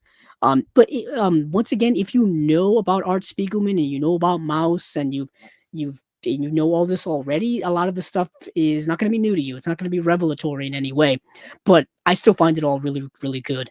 Um, find it all really, really good. Um, but let's see what else do we've got here. I think there's one more movie that I saw, and that was American Sweatshop. Not a great movie, I'll say. um, it's an interesting movie. Had a better concept than the movie itself. So, a content moderator, portrayed by Lily Reinhardt, is tasked with purging offensive media from the internet. When she witnesses a crime in a video, she is lured away from the safety of her keyboard as she obsessively seeks to hold someone accountable. Um, yeah, it stars Lily Reinhardt from Riverdale fame. It's really kind of the only thing I know her from. Daniel Melchior, who was in Suicide Squad, the James Gunn film. She was Ratcatcher. Um, so the movie is trying to be a commentary, I think, on a lot of things, and it doesn't really do it very well. It's tough to explain. So Lily Reinhardt's character, she works at basically this large data bank company where everybody just sits in front of a computer all day watching like the most horrific stuff that gets put on the internet. Like bad, like really bad stuff. And basically it's their job to whether approve it or not approve it. And there's certain like reasons why. There's certain like, is it offensive? Is it violent? Is it a crime? Is it et cetera, et cetera. So so the movie is basically goes down this rabbit hole of where she just keeps getting more and more like stressed out about seeing this content over and over and over again. And the movie like is commenting on that. And there is a whole um plot line where she tries to like bring a specific video to the police, and the police are like, yeah, we don't even know if this is real. We have no idea. Like, this is not even our jurisdiction. This is not even our thing. Like, there's nothing we can do about it. We can't. There's no crime here. Essentially, is what they're saying. And so the movie is kind of trying to comment on, like, even in a world filled with such images being readily put on the internet, what can be done about it? And the movie, it tries to ask that question, but doesn't really explore it in any real meaningful way. I don't know. The movie's not great. It's not a great movie. Like I said, the concept is there.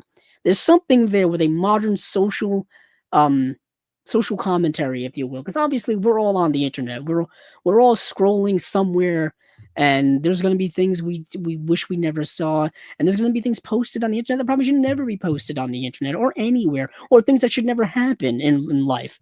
Um, and ultimately, is there any way to fix that? Do anything about it? Um, yeah, that's kind of what this movie's about. Um, but it's not, like I said, it's not. It doesn't really do a lot with that concept. So that's kind of about it. Let me check for the special features on here. Oh, there's just a trailer and behind the scenes, and a discussion with the director and producer and deleted scenes. That is it. Um, that is it for everything, I believe. What are we doing in terms of time? I think yep, it's one of the shortest episodes we've done in quite some time. um, After this, I don't know what I'm gonna do. I gotta catch up. I have to actually catch up on some things to watch. Um, I've actually been catching up on a lot of shows over the last week that I've been sick and whatnot. Well, also a few things have dropped as well.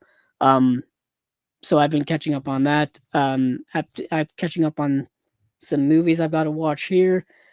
But I think that is it. A couple of things before we go. I do want to remind people there is another episode of Movies Down Memory Lane coming up alive on Saturday, March 14th.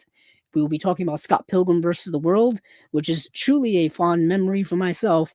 I may bring my comic books out for that because I have the comic books for those. And then of course I've got the movie and whatnot. But anywho, that's coming up on March 14th.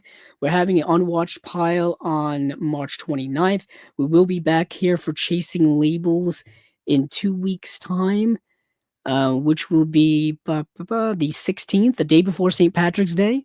Um, so I believe it will be the 16th, unless hmm, we shall see. I'm thinking because I'm thinking that day we may have the drop. We may have Criterion drop. So if I have to push it to that Tuesday, maybe I'll do that. Depending on what drops for Criterion. If it's stuff I've never seen, then maybe I'll push it a day just so I can watch something. If it's stuff I've already seen, then Brad I'll just talk about it. Um, but anywho, it's tentatively the 16th. Which will be the next episode of Chasing Labels. That will be episode number 186. Um, but between then and now, check out the interviews we've been doing here on Chasing Labels. Steven just did an interview with our friend Jonathan Hertzberg from Fun City Editions, as well as why did I forget his name already? I gotta go check it out. Let me go to. I always forget. I hate screwing up people's names. Paul Martinovich from Radiance/Transmission Films.